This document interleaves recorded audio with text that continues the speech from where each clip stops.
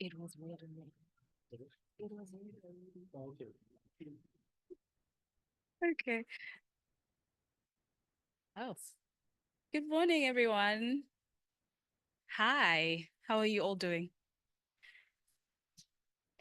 Thank you so much for joining us for this PCC consultation on the NDCs. I believe all, if not most of you, are from organizations that represent the youth. I see some faces that I'm not familiar with, but I believe we'll get acquainted during the course of the day. But you're all welcome. We also have an online audience that's joining us. So welcome to everybody who's online. I'm not here to do the welcoming. I'm just going to be your facilitator for the day. My name is Ntabiseng Masenge. I am a part of the PCC communications team. And we're very happy to have you here with us today. Online, we have one of our commissioners joining us. She happens to be the youth commissioner. Her name is Aya Melitafa. She's the one who's going to be doing the official welcoming. But before Ayaka starts, I would just like to recognize one of our other commissioners that is in the room here with us, Commissioner Buitume Lode, who represents Labour, but is also one of us. And with that being said, thank you, Commissioner, for honoring the invite. We're very happy to have you here with us and actually engaging with other young people. At this point, I'd like to hand over to Ayaka. Thank you so much for that, Ntabi. And once again, good morning, everyone. I hope everyone traveled safely to the workshop. Ayaka, if you can hear us, could you please unmute? We can't hear you. Can you hear me We're now? still having 2020 problems. Oh, wow. Can you hear me? Okay, I don't know. Okay. Can you hear me now? No, we still can't hear you. I think the people on Zoom can hear me.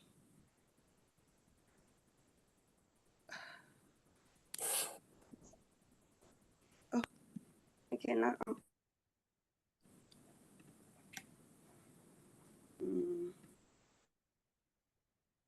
Apologies for that. Okay. Can you hear me now? No, we still can't hear you. What is going on?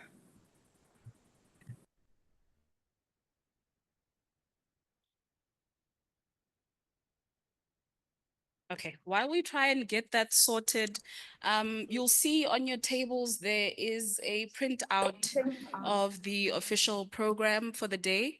We're going to be together until around 2 o'clock today. Just for the benefit of those who are online, we're just going to have this welcoming from Commissioner Ayaka, and then we're going to get a presentation from our resident mitigation guru, Steve Nichols, on the overview of the NDCs, and we're going to get some reflections prepared on behalf of our Youth Leaders Caucus. And I'll speak a little bit more about, who's in that Youth Leaders group towards, the time when the speaker is approaching the podium. And then we are going to have 2 hours of question and answer. So that's where we'll get to have this engagement with you. You have 2 hours to let us know what you think must be included in the NDCs, and what your thoughts are around, how we should actually be tackling this process of tabling the NDCs. I hope we now have Ayaka sorted. Hello. Can you hear me? Okay, we can hear you, Commissioner. Okay. No, I just wanted to say once again, thank you, Ntabi Singh, for your introduction.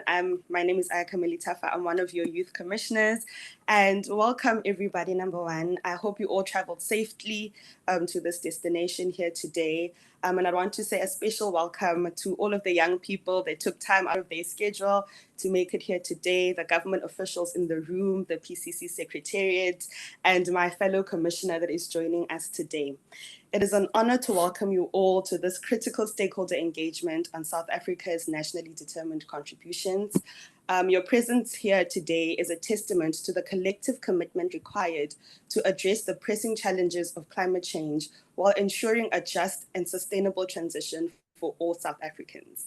As we reflect on the progress made since the submission of our NDCs in 2021, we recognize that this is a milestone, not just a policy commitment, but a declaration of intent to lower our emissions, enhance climate resilience, and contribute meaningfully to the global fight against climate change.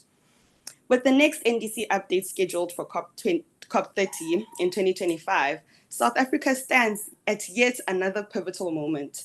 The decisions that we make now will shape our climate ambitions for 2030 to 2035, guiding our pathways towards a sustainable, inclusive, and economic resilience.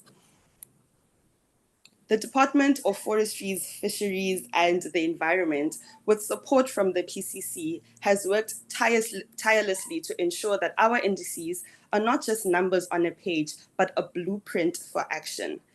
This engagement is part of a broader process to uphold principles of transparency, procedural justice, and inclusivity.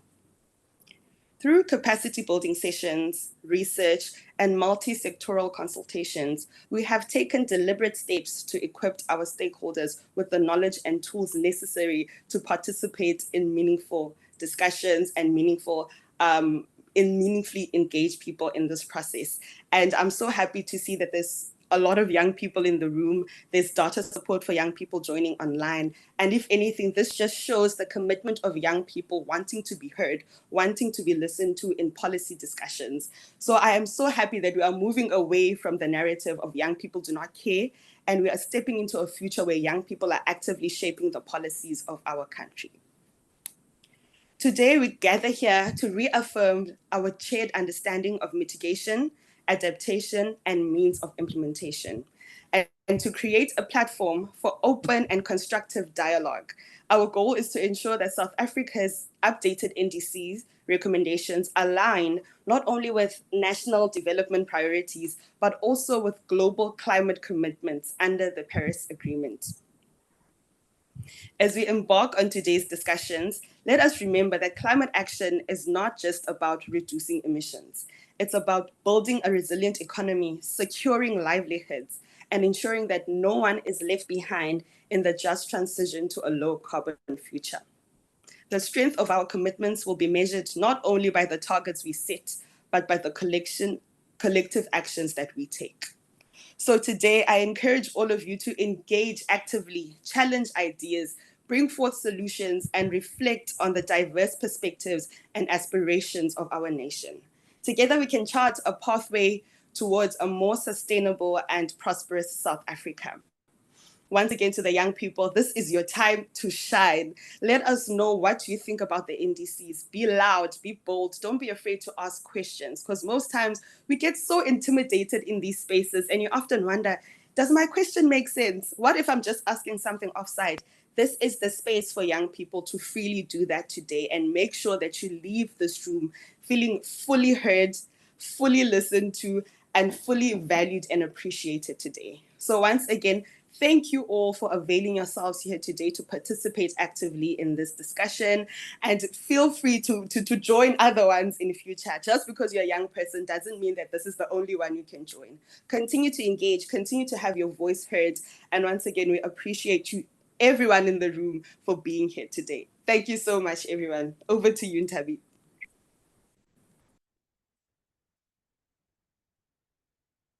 Thank you, Commissioner Ayaka, for those very warm words of welcome. I think now we all feel at home. So now that we are all home, just a few housekeeping rules. Could you please, I know you can't switch off your phones, that's impossible. Could we all please keep our phones on vibrate or silent if you can, just so that we don't disrupt the proceedings should you get any notifications. And then when we all came in, we got these badges with our names. Please keep that on you at all times. That is also how you will have access to lunch. We do encourage that you actually hand these back to us for recycling. You can keep the inside sleeve just as memorabilia, but just for future use, we would, encourage you to give back the badge. And then during the question and answer sessions that we will have throughout the day, in order to be heard by the people that are online, could you please press the button on the microphone closest to you and speak into the mic? And for the people online, just raise your hand if you have any questions, and then we'll recognize you in the room, and whoever is speaking can then take your questions. But in the meantime, Online participants are encouraged to populate their questions in the Q&A. If you have any comments, just put them in the chat. Also introduce yourself as you are starting your question or your comment. And I think that's it for housekeeping. I just want to find out before Steve comes on stage, who attended the capacity building sessions that we hosted last year? Just by a show of hands. Okay, that's a lot. That's a lot of people. I think that's the most that we've had so far. And I don't think we're all starting the NDC topic from scratch. I don't think so. But if we are, Steve is here to help us out. For those of us who are not really sure why we're here today, but I don't think you would travel so far not knowing what you're here to do. This is the day, as Ayaka said, where we get to hear your voice. So if you have any opinions, please do let us know. And if you have any longer form inputs that you would like to submit to the PCC, you're welcome to share those with us. There's an email address there at the back of the room. It'll also be shared on Zoom. The email is mitigation@climatecommission.org.za. So that's Climate Commission with double M and a double S. But at this point, I'll hand over to Steve to give us a brief overview and a recap on the PCC NDC process.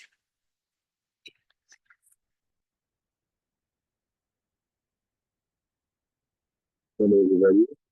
Quick follow-up question to Ntabiseng's question. How many of you managed to watch the link at the bottom of the invite? Did anybody look at that? No? Okay, good. So one of the capacity building sessions that we did at the end of last year are recorded. And so this is going to be a highlights package. We're going to run through it quite quickly. In the capacity building session, we spent sort of 4 to 5 hours with each stakeholder group getting into the detail of adaptation, mitigation, and means of implementation, and as they relate to the NDC. But we just wanted to kind of have a refresher so we're all on the same page on what we're talking about today. Does that make sense? Please interrupt me if you have any questions or if I use too many acronyms. You know, the climate change people can talk almost exclusively in acronyms, so please do step in.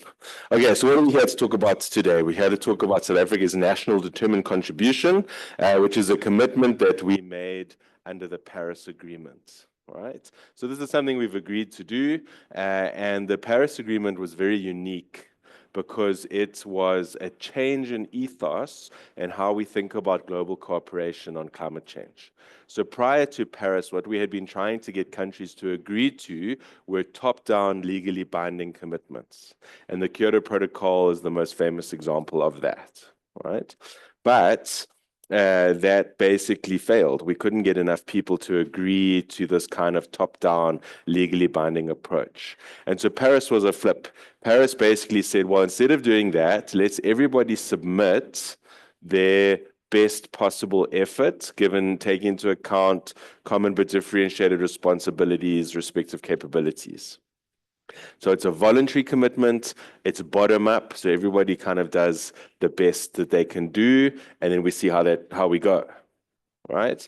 And so the NDC process, which we submit every 5 years, comes in hand with a program called the Global Stocktake.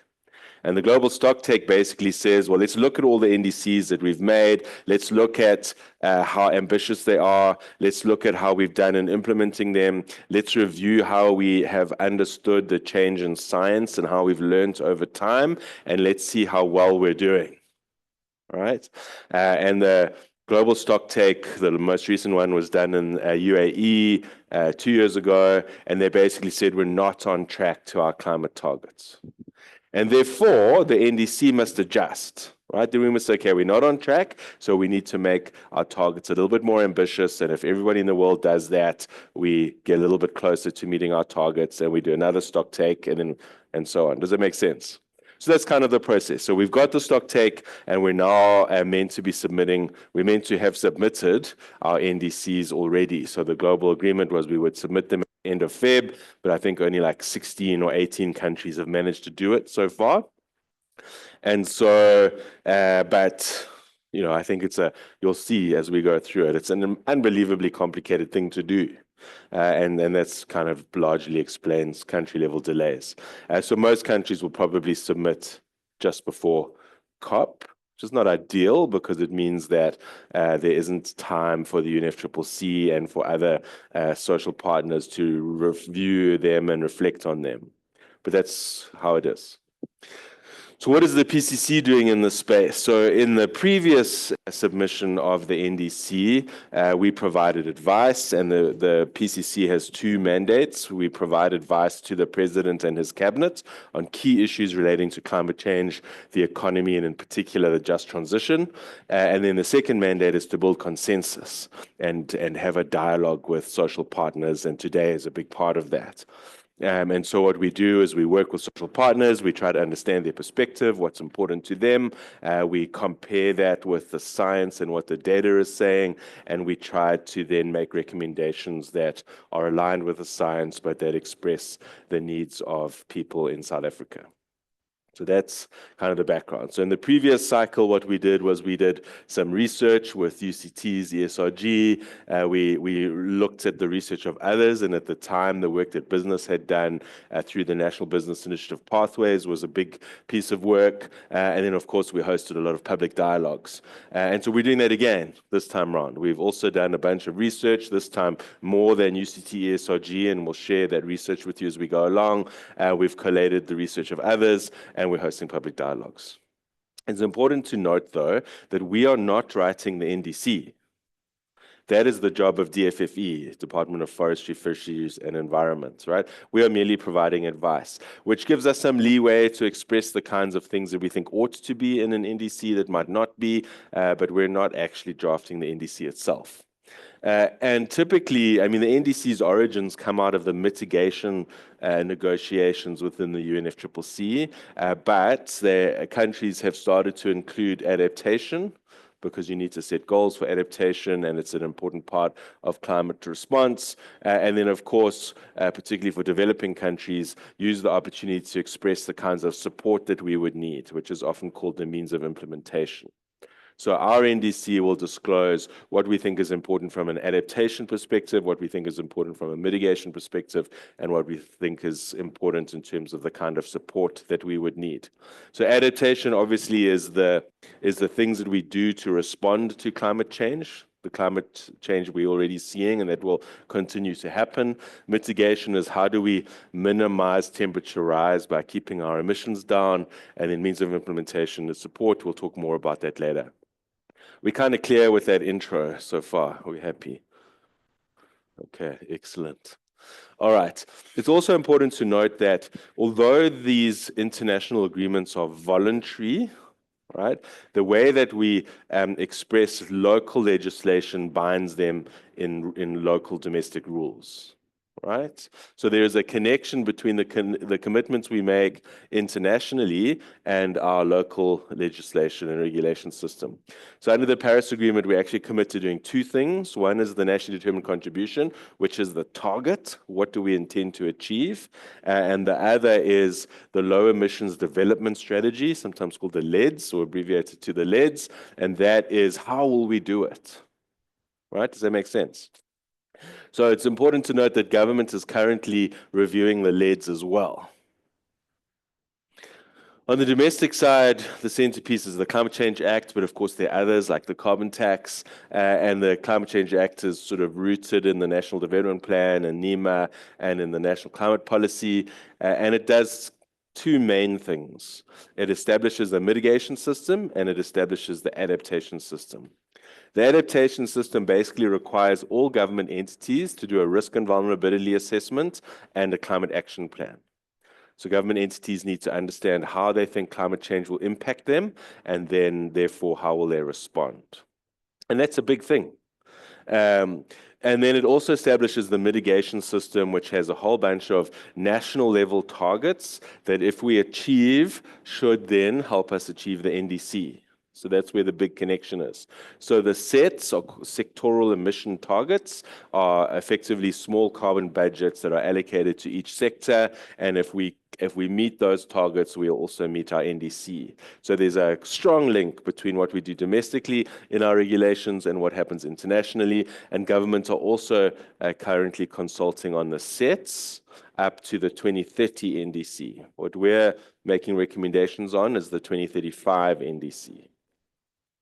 And then, of course, you have a whole range of sector-level things, which they call policy and measures, or PAMs. And sector-level plan might include the IRP or the Integrated Energy Plan, but you would have them for the transport sector, the Green Transport Plan. And all of these things should be plans and policies to help us meet these things, which help us meet this thing. Right? Does that make sense? So that's kind of a broad overview of the policy framework. And so just the main point takeaway from this slide is the NDC is connected to a whole bunch of other things that also need people to engage on. Okay, so I mentioned that the Paris Agreement is kind of, or the NDCs are bottom-up voluntary commitments, but you can't just commit to anything. Right? We also agreed to some guidelines and some rules for what an NDC looks like. And so, for example, the NDC has to be more ambitious than the previous NDC. We've agreed to do that already. So we're not debating that. It needs to be aligned with the requirements of science. And in the UAE consensus, we emphasize the need to focus on staying below 1.5 degrees. Because above 1.5 degrees, you get a whole bunch of climate tipping points that makes it even more challenging to transition. It must represent a country's best effort. Right? This is probably the most important one. You can't put in an NDC that's like, well, we'll try here, we'll try here, there. The idea is, if we're going to stay below our climate goals, that we work out what is the best effort that we can make, and we do that. Right? And the whole debate about what is our best effort is what we're talking about in these conversations, right? And we need a wide range of inputs to do that. And then the last part, which is more a transparency requirement, is in our submission, we have to think about or reflect on why is our submission fair, right? You've got a whole bunch of countries who all have to make these bottom-up commitments. Why is your one fair? And we'll talk a little bit about fairness later on. But basically, we summarize it in this picture. Whatever we submit has to be locally credible. If local people don't accept it, we're never going to implement it, right? It has to be internationally credible. If the international community don't accept it, we won't be able to get access to markets or access to climate finance and, those kinds of geopolitical issues. And of course, this has just become a whole bunch more complicated than it was a year ago. We've got shifts to the right all over the world, in the US and Europe and so on. And then, of course, it has to be scientifically credible. If we submit something that's completely misaligned with the science, you'll have similar kinds of international pushback. But we would be lying to say that all of these things are in perfect sequence, right, or aligned with each other. And so there's a big tension between locally credible and internationally credible. Lots of people in South Africa think we should be having less ambitious NDCs. Right? Doesn't align with the rules, but that's how people are feeling. And so local credibility is challenging and difficult. I mentioned international credibility, and there's a big disconnect between international credibility and scientifically credible. If you look at what's happening in the United States and their eroding of scientific institutions, And so I say all of this just to say, look, this is super complicated, and there are no easy and simple solutions here. So if we think about adaptation, we think about climate change, right? And then a lot of people aren't really aware of the impacts that climate has on us. And there's a body called the IPCC who gather all of the research around climate change around the world, and they publish them in these big synthesis reports called assessment reports. And we're currently on our 6th assessment report. And for the first time, AR6, Assessment Report 6, had a special chapter on Africa. And these are some of the impacts that they describe. A 34% reduction in agricultural output, reduced income and growth, and increased income inequality for African countries relative to the rest of the world. And it's important to note that the poor and the vulnerable suffer more from climate change, right? There's a justice element to that. Over 3.6 million weather-related displacements. So that's people displaced from their homes because of some long-term climate impact or an extreme weather event. And then finally, a negative 5% impact on GDP per capita for South Africa specifically. All right, does that sound horrifying? Yeah. Well, those are things that have already happened. The forecast events are worse. And so a further 25 to 75% reduction in agricultural output, depending on the crop and the scenario. A 50% drop in South Africa's GDP by 2100. With 1.7 degrees of warming, 17 to 40 million people displaced from their homes and livelihoods. Right? At 2.5 degrees, 56 to 86 million climate migrants. That's the population of South Africa. All right. So where are we? We're somewhere here. So the global stock take that I spoke about that assess where we are, they basically say we are heading, if we implement everything that we have committed to do, to warming of between 2.1 and 2.9 degrees. It's worth noting that South Africa warms at twice the global average. So we're heading for 2 to 3 degrees globally, we're heading for 4 to 6 degrees locally. All right, so this is something to worry about, right? These impacts are significant and concerning and unsolvable. I mean, if you're in the space of 50 million carbon migrants, like there's no real economic solution to that. Here's some work from the private sector, from Swiss Re, who are a reinsurer, looking at impact on GDP. I think these numbers were 2030, but we probably need to check that. Showing Middle East and Africa, 2.5 degrees, we're sort of close to 21.5% negative impact on GDP by 2030, which matches to the 50% further down the line. WITS, down the road, some of you are associated with WITS. They have a team called the Global Change Institute, amongst the best climate modelers in the world, and they are tracking 3 what they call tipping point risks, risks that are becoming increasingly likely as climate change worsens. At day 0 in Gauteng, in other words, Gauteng having a water supply demand imbalance. Collapse of the maize crop in sub-Saharan Africa.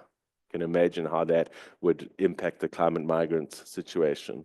And a category 4 or 5 cyclones making landfall on the east coast of South Africa.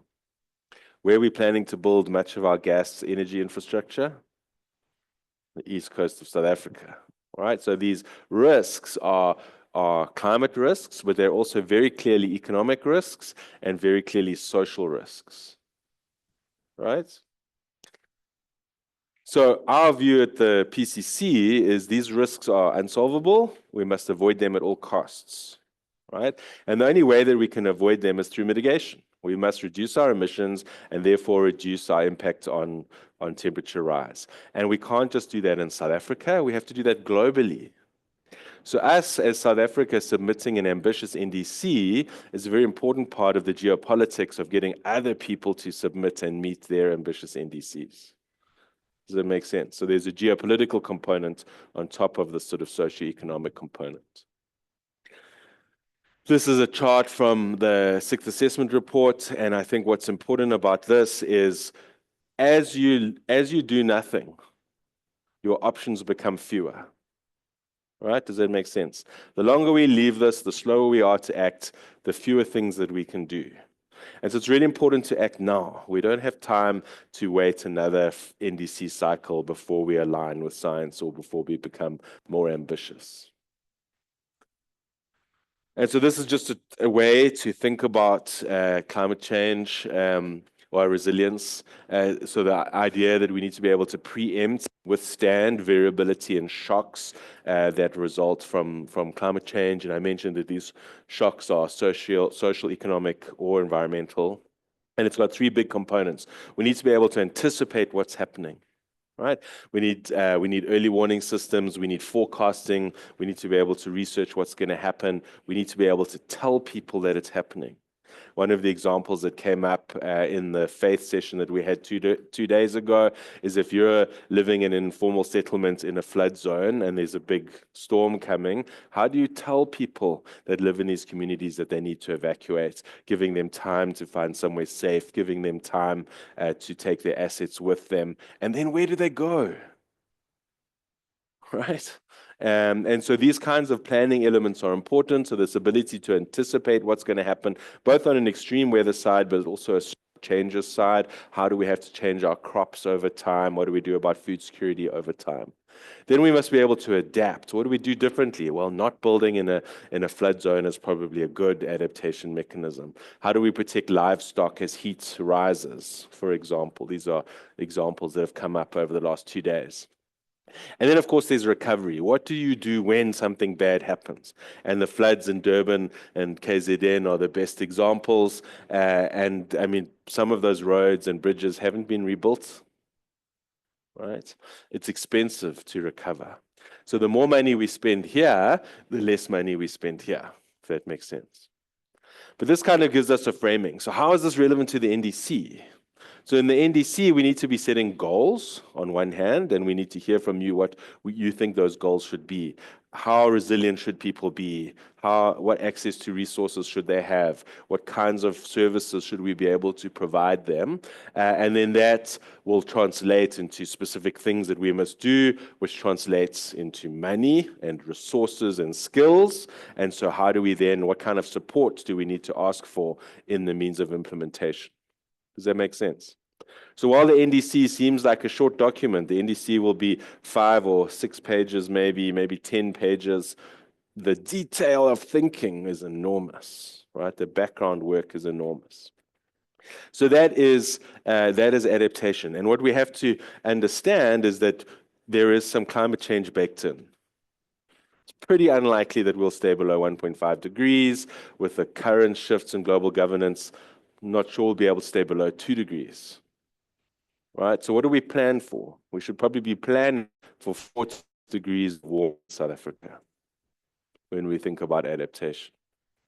But that shouldn't change the level of ambition that we have for mitigation.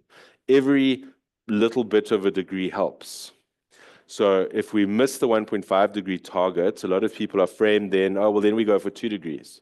No, we go for 1.6 degrees. And if we fell at 1.6 degrees, we go for 1.65 degrees. And if we fell at 1.65, we go to 1.7. Does that make sense? We shouldn't automatically default to 2 degrees. This is, I've mentioned already, this is what the UAE consensus said. I think it's also important to note that if we had done nothing, we would already be at 4 degrees of warming. So the actions that we have taken have made a difference, and we are now only headed to 2.1 to 2.8 degrees of warming, right? But there's still a huge gap between that and our target of well below 2 degrees, ideally below 1.5 degrees. And so that gap demands of us a little bit more attention to the mitigation side and therefore the ambition embedded in our targets. It's also important to note that in mitigation, immediacy matters as well. If you delay a mitigation, it becomes even more expensive and more difficult to meet our kind of net zero targets. And in most of the modeling, and we see the shape of curve in any model, whether it be done locally or internationally, most of the effort is done in the decade 2030 to 2040. And the NDC we are setting is the midpoint of that decade. Right? So this NDC is important in being able to determine the level of mitigation action we take. Does it make sense? You all with me so far? Okay, so typically what people ask at this point is, what is our commitment and how are we doing? Right? And so this rather complicated chart will help us with that. So the commitment that we made in the UAE consensus, to stay below 1.5 degrees, we need a 42% reduction by 2030 and a 60% reduction by 2035 globally against 2019 levels. So if we measure that against our 2019 levels, we would need to get to 271 megatons of carbon by 2030 and 191 by 2035. That would be the global average, right? But we're a developing country, so we would expect to be able to go a little bit slower because we have other issues, and there's obviously a historical precedent of colonialism and apartheid. So the developed world would need to be below the line, and the developing world above the line, and we'll kind of average out on the line. Does that make sense? So what are our commitments? We've committed to 398 to 510 by 2025, 350 to 420 by 2030. right? And so we are well above the line. Right? So when we talk about common differentiated responsibility, that's already baked into our commitments, right? We are currently around 450, 440, somewhere around there. So we're well within our 2025 target. That's not a challenge, but we will struggle to get from there to 420. So there is some concern that we might miss our 2030 NDC. So how do we think about what a 2035 NDC could look like? If we just take straight lines from the top end and the bottom end of our range to net zero, so remember it's net zero, not absolute zero, so there's some emissions left in the system by 2050, largely non-CO2 emissions, you get a range of 278 to 330. It's just like a thinking exercise, like how do we think about where the range should be, right? But remember from the previous chart, we don't do straight lines, we do concave lines. So it should be a little bit below that point, if that makes sense. So if you look at all of the models that we've run and analysis we've done, you can see that at the lower bound, the JET IP determined that a 2035 range should be 200 for a 1.5 degree world. And at the top end, 390 for a 2 degree world, right? So that would be the absolute range. And there you can see the green circle runs from like 200 to 390. And so you would expect at the very least our NDC commitments to be in that range. But of course, if you want to keep 1.5 or 2 degrees even alive, you would need to be below the kind of straight line curves. And the majority of the studies show that a 1.5 degree compliant NDC point would be around, 260, 270, 280, 240, so somewhere just below that line, which is what we would expect from our thought experiments, right? So we would anticipate an NDC that would be somewhere in this kind of bottom range here. Does that make sense? But it's not purely a scientific process, right? It's a political process. And so what's important for us is gathering people's perspectives on, well, what are the costs of going low? What are the benefits of going low? What are the costs going high? And what are the benefits of going high? And then we will come to some kind of political understanding of where this range should be. I would just make the point that if you assume frictionless costs and you just install the cheapest available technologies, right? So you forget about common but differentiated responsibility. The World Data Lab allocated South Africa a carbon or target point of 70 megatons for 2035. Right? So we must remember South Africa's context is kind of unusual in that we are a top 20 global emitter, both historically and now, but we also have the highest poverty, inequality, and unemployment in the world. And so which way do we go? How do we weight these things? If you weight historical emissions, we should probably be below the line. If you weight inequality, we should be well above the line, right? And that's where it gets a bit tricky. Skip that. So I mentioned we've done a lot of research, like how do we then think about that question of what do we weight, how do we weight it? We've done a lot of research, so this is work we've commissioned either ourselves or with partners like the National Planning Commission or SA Tide who work within Treasury. And we've done research at large-scale economic modeling, climate modeling, what happens with air quality and water, how do we think about micro modeling? So you take these macroeconomic impacts and we try to translate them into what's happening in provinces, what's happening in households.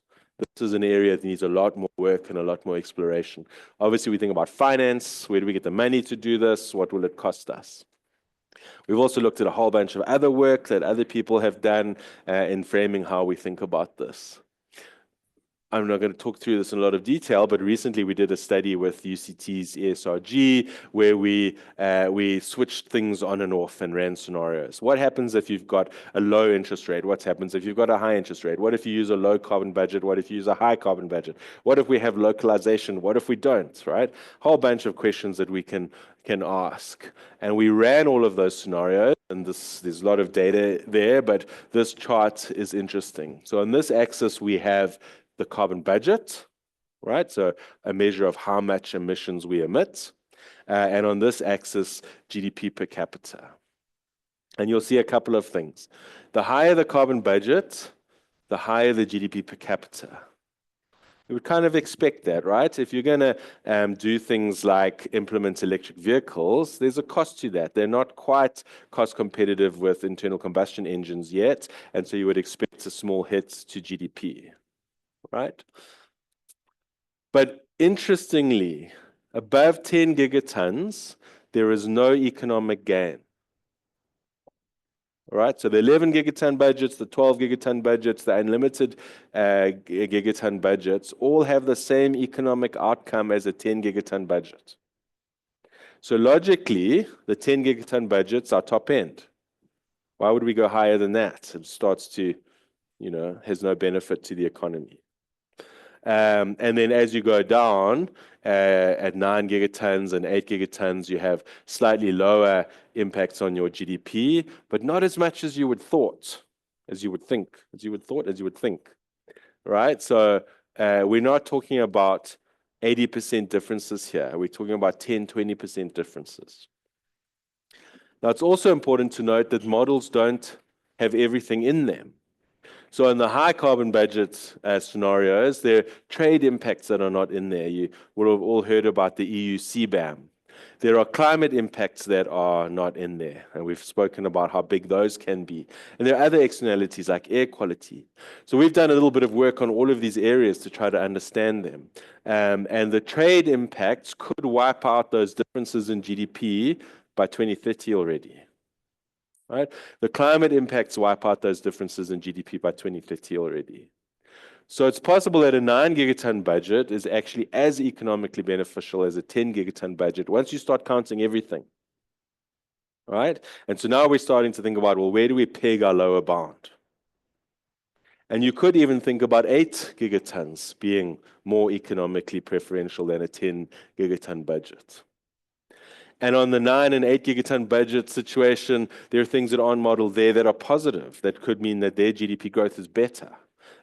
New business opportunities like the batteries value chain or new kinds of mining, access to preferential finance, the upside of trade.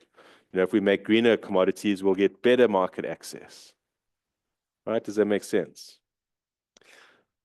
So that's just a conceptual way for us to think about the NDC and where these ranges should sit. On the equity question, right, it's a little bit depressing way to spend our Saturday morning. But this is the global carbon budget left for us to stay below 1.5 degrees, 275 gigatons, right? So if we take a 10 gigaton share of those 275 gigatons, right, it would be 3.6% of the available budget. Right? We contribute as South Africa 0.6 and 0.8%, whether you look at GDP or the global population size. So we would be claiming 5 times our current economic and population contribution in terms of emissions. Does that make sense? Is that fair? Can we justify that? Remember that last point. We have to be able to describe why it's fair. All right, so we might say 10 gigatons is our best effort. That's the best we can do. But then on the equity side, we're saying, well, we want 5 times our current contribution. And then the other scary part to this is there's a lot of conservatism built in the science, right? 275 gigatons gives us a 50% chance of staying below 1.5 degrees. We're still just flipping a coin. Right? So that should lead us to be even more conservative in how we set our targets. Does that make sense? Okay. So means of implementation, there's 3 quick slides left. What do we think about when we think about the support? And we can think, people often think about the top end of our NDC as what we will do without support. We will do that anyway. That's our best effort without support. And the bottom end is our best effort with support. And what kind of support can we think about? We can think about financial support, preferential money. We can think about capacity building. How do we train people? So yesterday in the municipal local government engagement, the idea that all local government entities have to do a risk and vulnerability assessment and a climate response plan, that takes skill and expertise that they may or may not have. And so what kind of capacity building could we ask for to make that process more effective? Technology. Technology transfer and intellectual property. What tech do we need? What can you help us with? Often there's a discussion about, well, you shouldn't be charging us patent fees for using innovative technology, right? And of course, the last part is trade. And we know, some of us will know about CBAM, Carbon Border Adjustment Mechanism, which is a mechanism between Europe and ourselves, where they charge us a tax on our carbon emissions. Right? Now, that's a punitive measure. We could also be thinking about reward mechanisms. Give us a preferential trade agreement. If we invest in green hydrogen, you commit to buying our green hydrogen. Right? And so those are the range of things that we can think about. What we really have to think about, especially in the local political environment, no one is going to give us $100 million of grant, $1 billion of grant. And I know that we ask for that, but no one's going to give it to us if we be realistic, right? And so we're going to get some grants. We're going to get a lot of preferential loans. And how do we leverage that support to drive local investment? That's what we really need. We want to be driving local companies, local businesses, local people investing in our economy. And so the question of leverage is very important. How much money do we need? Well, it ranges, but we're talking trillions, not millions. And so this local leverage question is very, very important. What's happening? Where are we? So if we look at where we're getting money, we're getting about 130 billion at the moment. Obviously, that needs to be a lot more. And where are we spending it? Well, it's interesting to note that most of that money is coming from the private sector. That's an encouraging thing. We are already doing this kind of domestic level investment. And we are leveraging government support to help attract private sector capital. On the spending side, though, there's some challenges. We're spending most of the money on mitigation.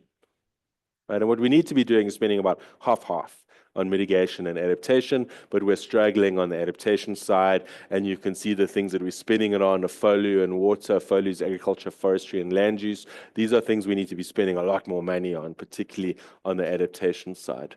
So we need to kind of think about our spending priorities, and in particular, how we leverage support to increase spending. Okay, so what we're looking from you is, how do you feel about this? How do you feel about ambition? What are the targets that you think are most important? What are the things that you think we should be using our support for? What are the most pressing socioeconomic needs that need to run in parallel to how we think about climate change? Does that make sense? Okay, excellent. We're looking forward to hearing from you, and we've got a quick question here or a statement. Good morning, Steve.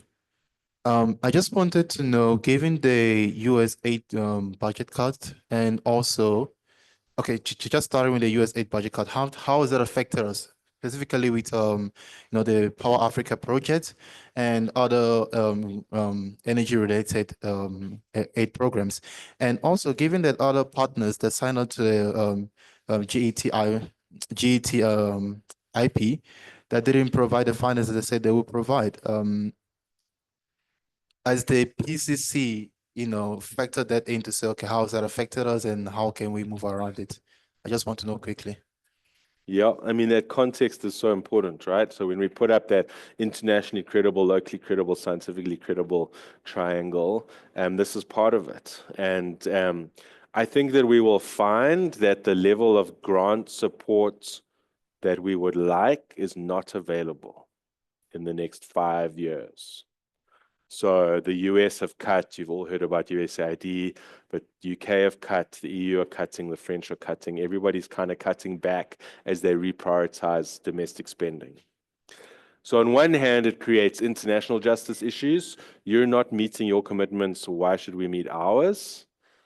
But actually, we need to flip that around and say, your failure to meet your commitments has enormous impacts on us domestically. We will strive to achieve something ambitious, but you must also strive to achieve something ambitious.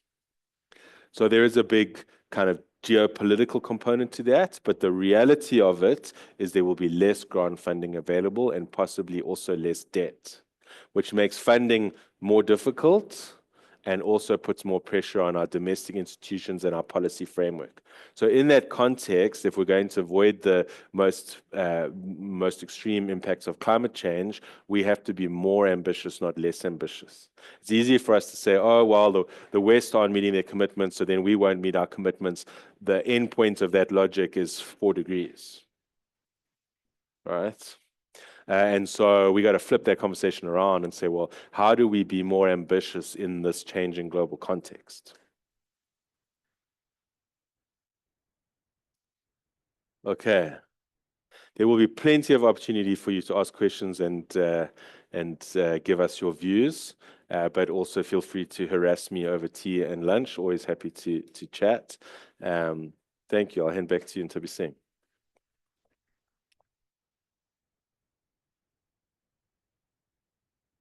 Thank you, Steve. So there are quite a few people that you are welcome to harass during the tea break and lunch. I just want to now recognize our new executive director of the PCC, who's just joined us, Ms. Dora Mudise. You are also welcome to harass her. Thank you for joining us. We also have other members of the PCC Secretariat in the room. There are quite a few topics that Steve mentioned. He's our resident, climate mitigation guru, but we also have other members from his team, including Bridget and Simpiwe.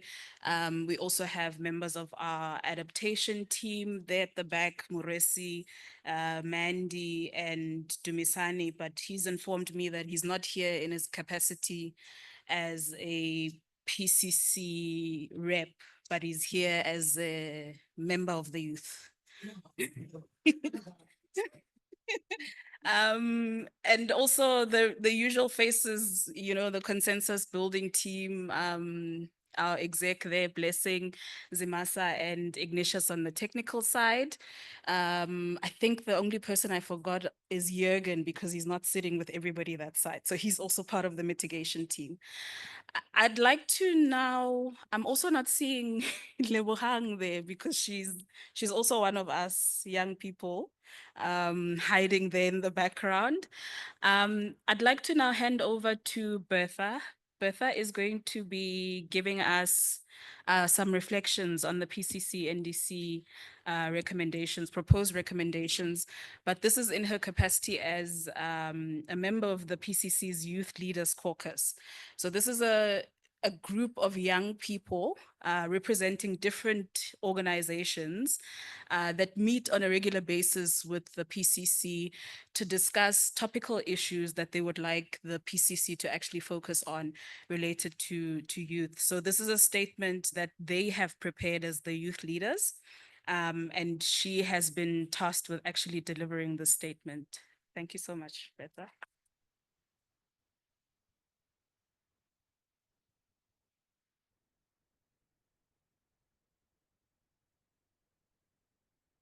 Thank you so much. I hope I'm audible. Good morning to the Executive Director, Secretariat, Commissioners, and fellow youth leaders. It is our privilege here today to present a topic that is not only vital for the future of our country, but also for the future of our generation.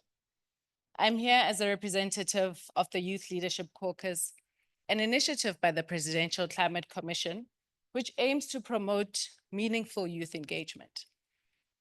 We really have called for this for years, and we are happy that the PCC has realized this, because this kind of engagement means we are moving forward. It means that our stance is clear. Our role in this progress or this process is not just a passive one, but it is one that needs to be in every step of planning and implementation. As young people, we remain committed to this process. And even beyond this consultation, we really look forward to give a more detailed and technical review of the revision once it's opened to the public. And when I say revision, I speak of the upcoming revised NDCs. Colleagues, it's clear that in South Africa, the climate crisis intersects with systematic injustices such as apartheid, era spatial planning, resource extraction, and environmental degradation. And this perpetuates disparities in access to resources, infrastructure, and decision-making power. As the country revises its nationally determined contributions, it's crucial to prioritize both scientific and social justice, recognizing that there are intricate links between climate change, human rights, and sustainable development.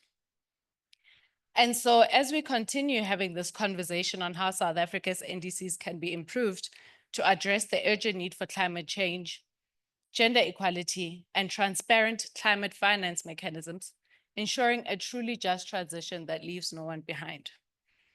Before we get into the recommendations, it is important to mention a notable win from the PCC. We are happy that when we asked for capacity building when it comes to technical sessions such as the NDCs, we were heard. And we had conversations with young people in this very room online to really understand what it takes to move us forward, what it takes for a just transition. And so what we are saying is we have recognized the PCC's recommendations, but we need to underscore that in order for us to move towards greater sustainability, we'll have to be ambitious. And it is urgent for us to decrease the dependence on coal. We hope that even in this changing political landscape and a return to fossil fuels in some regions, the South African NDC 3.0 will show leadership and accelerate an ambitious just transition.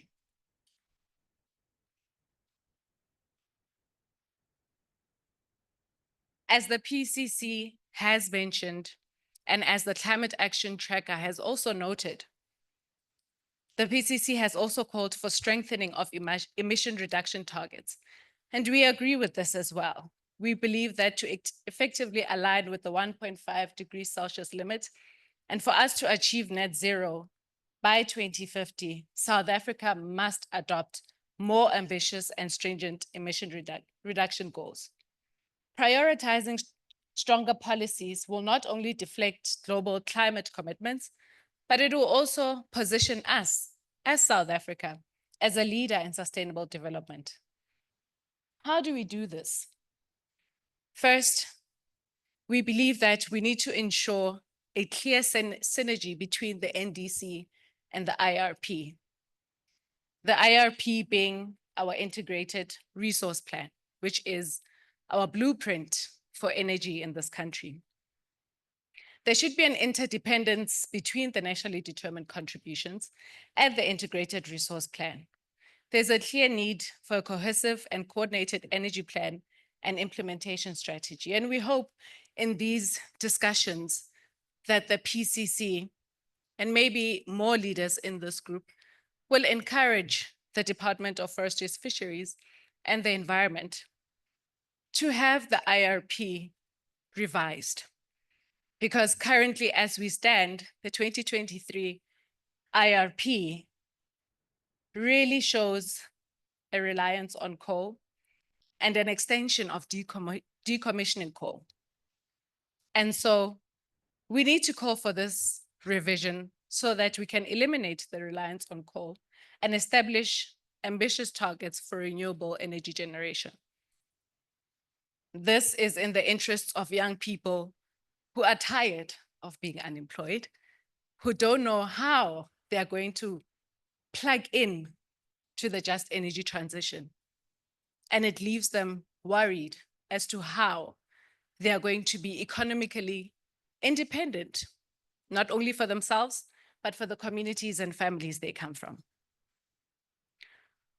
We really need to push for the operationalization of the Climate Change Act. I'm happy I got that word out. It's a bit of a tongue twister. It's crucial to ensure that NDCs explicitly reference and align with the objectives of the Climate Change Act. This integration should include legally binding text. It's not enough to just have text that is not legally binding, because then we know that human rights will be respected. We know that economic viability will also boom. This integration is not only something that binds sectoral emission targets, but it also goes into encouraging departments to work together. Departmental mandates are there, and there are several bodies that are part of the Climate Change Act or are supposed to envision this Climate Change Act being possible. But there's no accountability because the departments are not working together to ensure that there's a genuine commitment to a sustainable future. And so we really hope that by operationalizing the Climate Change Act, there will be a way forward that calls for accountability. Enhancing gender mainstreaming is also another point that we'd like to get into. The NDC must develop context-specific gender climate mainstreaming strategies that cater to the needs of women in both urban and rural settings. Plans should be grounded in thorough understanding of the differential impacts of climate change and outline strategic actions to mitigate them. This approach must move beyond tokenism and be institutionalized as a core requirement. The NDC must set ambitious targets for gender-responsive indicators that drive transformative climate policies by focusing on policies that address the root cause of vulnerability. And the NDC can promote a holistic approach to climate action.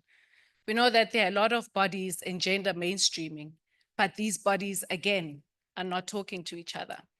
How do we get these different departments to talk to each other so that we understand that climate change affects women and men differently, and so have solutions that address this, address people in urban settings, peri-urban settings, as well as rural areas. We also call for the prioritizing of sustainable agricultural practices.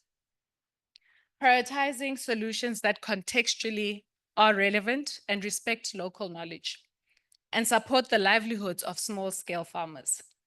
It is important for us to recognize the vital role of indigenous knowledge, the people who've been there, the people who have made sure that food sovereignty, food security is an ongoing thing, particularly in rural areas. These practices, which are better suited and more adaptive to changing climate conditions, should be integrated into national strategies. Agriculture which lacks clear criteria, social and environmental safeguards, presents the potential exploitation of agribusiness, as well as the so-called climate smart agriculture. On my last 2 points, we need to really negotiate for appropriate and fair climate finance deals.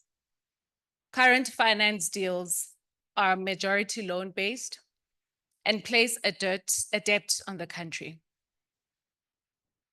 The most affected cannot continue to pay for these loans or carry these loans on the back of their survival. And so in order to pay these loans, we cannot have people put in stringent positions at the cost of the economy. And so the NDC should outline finance and implementation plans that ensure a fair and equitable transition that enables economic growth as well as access to the most vulnerable. Affected communities, I repeat, must not carry the debt burden of climate action. We have a plethora of frameworks and a plethora of policies. But when it comes to monitoring and evaluation, it becomes a bit sketchy. We need to develop detailed monitoring and evaluation models. It is crucial to explicitly outline the limitations, the assumptions, and the methodological approaches that will be used to account for the implementation of the NDCs. This will enable the government to track success and failure of NDC implementation, but it will also create access to people on the ground to be able to see how this work is progressing. And these methods that will be developed or are being developed, we hope will enable civil society, youth, and community oversight. We need to have a process where local communities are involved in planning, implementation, and monitoring of NDC projects. We look forward to engaging more with the PCC. We really appreciate the space to be able to speak to these recommendations and to speak to what we believe is a future, or a sustainable future for us and our generation. For the Africa we want and for the South Africa we want, we will continue engaging in these discussions, and we will continue holding our counterparts, the bodies in this space, accountable, because transparency and accountability are things that are going to keep us going in the right direction. Chair, I thank you.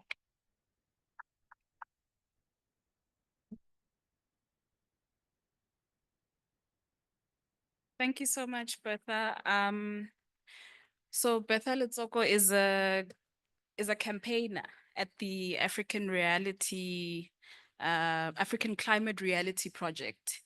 That's what she does full time, but in her day job, she organizes young people, and these are the kinds of things that they come up with. And I think she's given us a lot to think about. Following Steve's presentation there are quite practical actions that this Youth Leaders Caucus has identified that we need to take. And I think leading into the Q&A session that we're going to go into in just a couple of minutes, that's given you also some things to think about. I would also like to recognize Commissioner Bombulain Mbodi from Eskom NUMSA, who's also just joined us. I heard in Bertha's input there, she spoke a lot about, economic independence of the youth. And I'm questioning why we have two Labour commissioners joining us today, and maybe they can be able to address some of your questions on how we actually achieve economic independence, or how we fit that into our NDC recommendations then. We also have a few comments online. We have Ntate Clement Mwepuri who's made a comment here that NDCs need to be communicated in a clear, easy, and diversified, understandable way in order to ensure clarity, transparency, accountability, and monitoring and evaluation, continuous capacity building and understanding of the NDCs, touching on a few of the points that Bertha mentioned there. And we're about to break now, but I would like to encourage, especially those who are joining us online, to please not be shy to pose your questions to us, give us your input in any language that you are most comfortable in. I know that we're conducting these consultations mainly in English, but for those of us who can understand other languages, can be able to translate this so that we really don't leave anyone behind. I think going into the break, we also want to think about some of the things that we want to go into the NDCs. So I want to get from you what you're most worried about with relation to the NDCs. Steve mentioned some very shocking numbers in his presentation. So I want to know what shocked you the most. What are you worried about there? And some of the principles mentioned there, the fact that the NDC process is not something completely political or scientific. You know, it's also a social process. What principles do you want to be followed in setting up these NDCs? And lastly, what specific actions do you think should be included in the NDCs? But now we're just going to take a 30-minute break. This is the harassment break, where you get to engage with the other people in the room. And then we come back and we'll do a full 2 hours of question and answers. This is where we want to really just be engaging with you, hearing from you. If any of you have already prepared written inputs from the organizations that you're coming from, that you're representing, you are most welcome to present them in that session, or email us at mitigation at climatecommission.org.za if they are, you know, something that we can't fit into the 2 hours. But for now, we'll just take a break. We'll be back at 2. Online people, please do not leave us. You're welcome to go and make something to eat and come back at 12.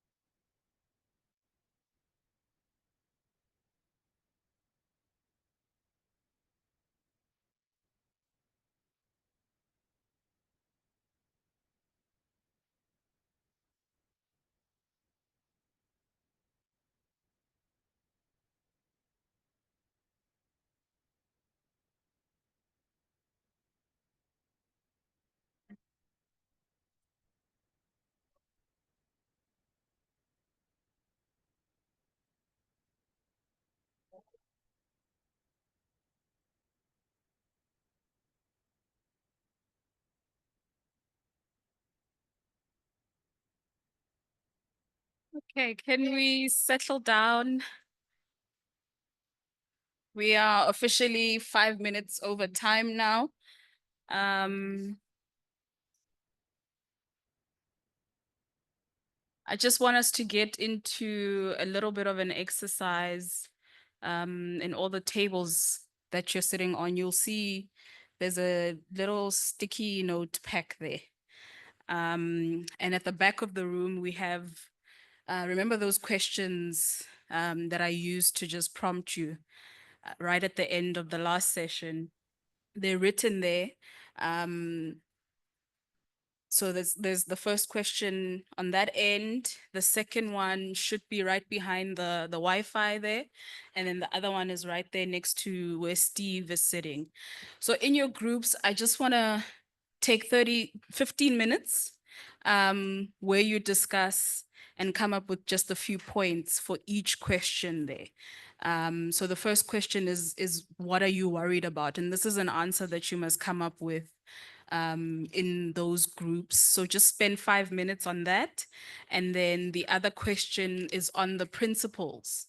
Another 5 minutes on that. And then the last one is on the specific actions or targets that should be included in the NDCs. So we'll do that for 15 minutes.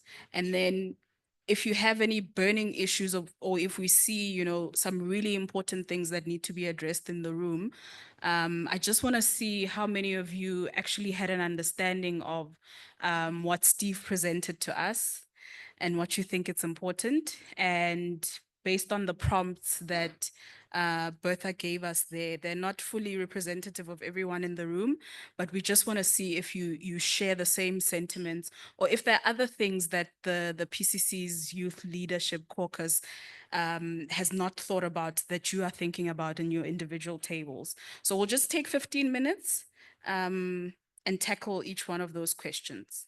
Thanks. Just to bring the online people into the room, I did post a link to the whiteboard, and I included some instructions that they can actually use it as post-it stickers, and they can also participate in the exercise. Sure. So for online participants, there is a Miro link there where you can participate in a similar activity, but just online. Unfortunately, you have to do that as an individual, but it will have more or less the same outcome as what the people in the room are doing. Thanks.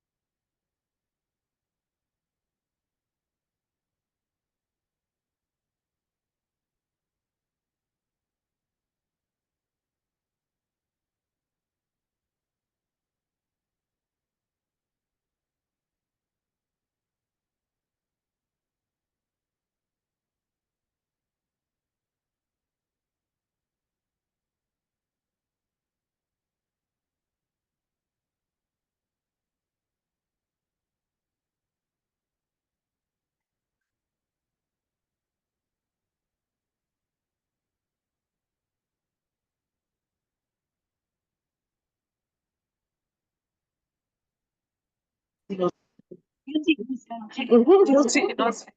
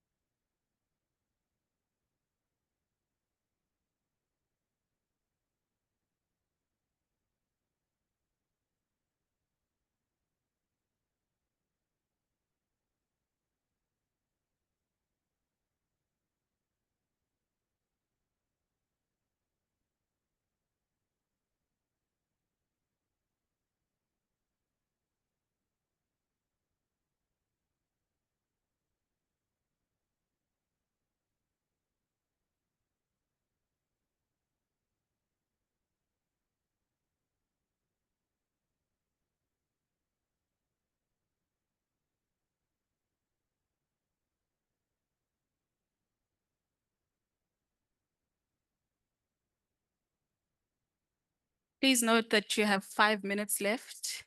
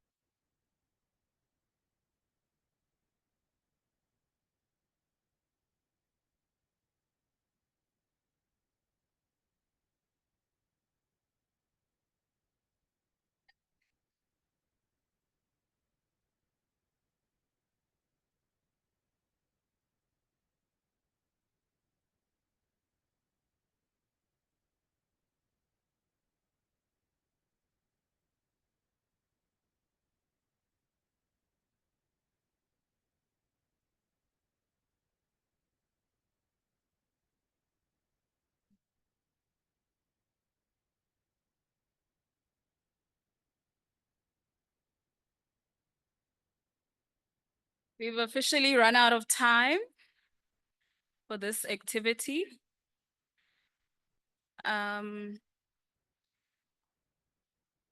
You're welcome to put up the sticky notes in the relevant sections.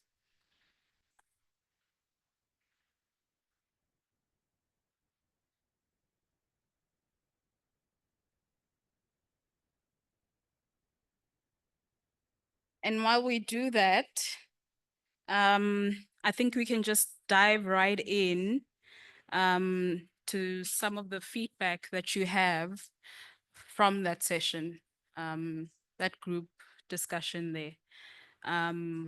What is it that you feel comfortable enough talking to the rest of the room about?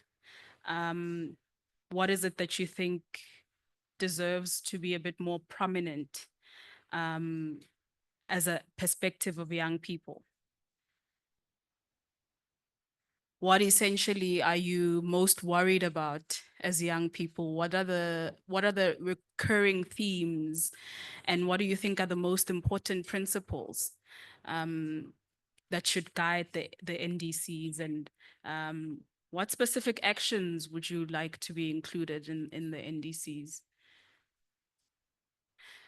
For those who are online, please do raise your hand and we will give you speaking rights. You're welcome to also pose your questions in the Q&A, but we would like to make this as interactive as possible. So hearing your voices online would really be helpful.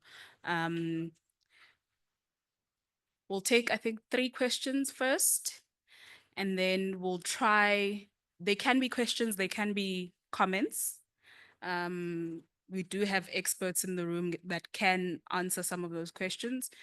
If we're unable to answer it, we can always come back to it at a later time. I see 2 hands, 3 hands there. I can already tell what the 3rd hand is going to ask.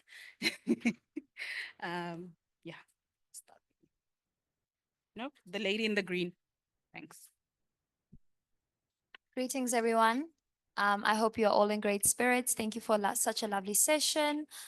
Basically, if I can speak about some of like my concerns, it's more of like a lack of an alignment in terms of like in terms of local and national policy frameworks. Like, for example, when you're looking at the West Rand district municipality, right? They made reference to the Mogale City Municipal Climate Change Framework and Operational Climate Change Plan Strategy as the current climate change policy responses, right?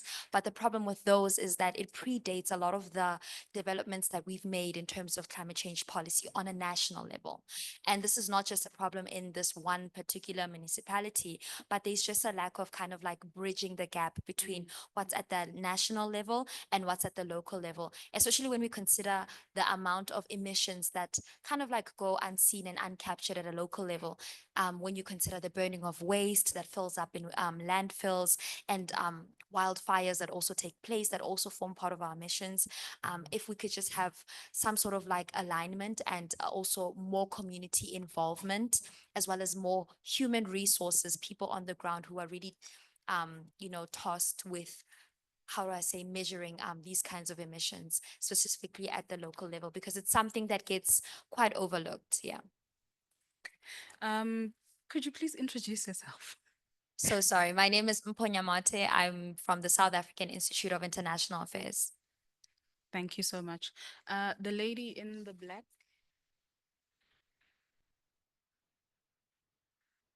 You're number 3. Good morning, everyone. My name is Dimakatsa Machitele from UJ. My question is similar to what Bertha had raised, but it's also something that I think we came up with as a group as well. So I just wanted to understand how is the NDC including rural communities and their recommendations? Does the PCC take into consideration what the rural communities have to say? And as a group, that's one thing we've highlighted, the relevance of the NDC speaking to all citizens of the South African context, so to say. Yeah. Thank you. Number 3. Good afternoon, everyone. My name is Kotu Wenofu. I'm a national committee member of SAPS TC 197. We are the technical committee tasked with developing standards for green hydrogen in South Africa. Now, please bear with me. I will speak for a few minutes because I have a lot of points here.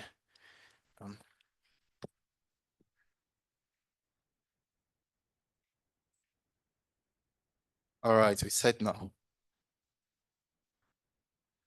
So firstly, may I just start by highlighting that South Africa is actually doing very well in comparison to other countries in regards to our NDC. From our initial NDC, we have made some progress. Firstly, if you look at our, carbon dioxide emission targets, the last updated NDC in 2021 put it at, I don't remember the accurate number, but I think from 380 to 520 million tons.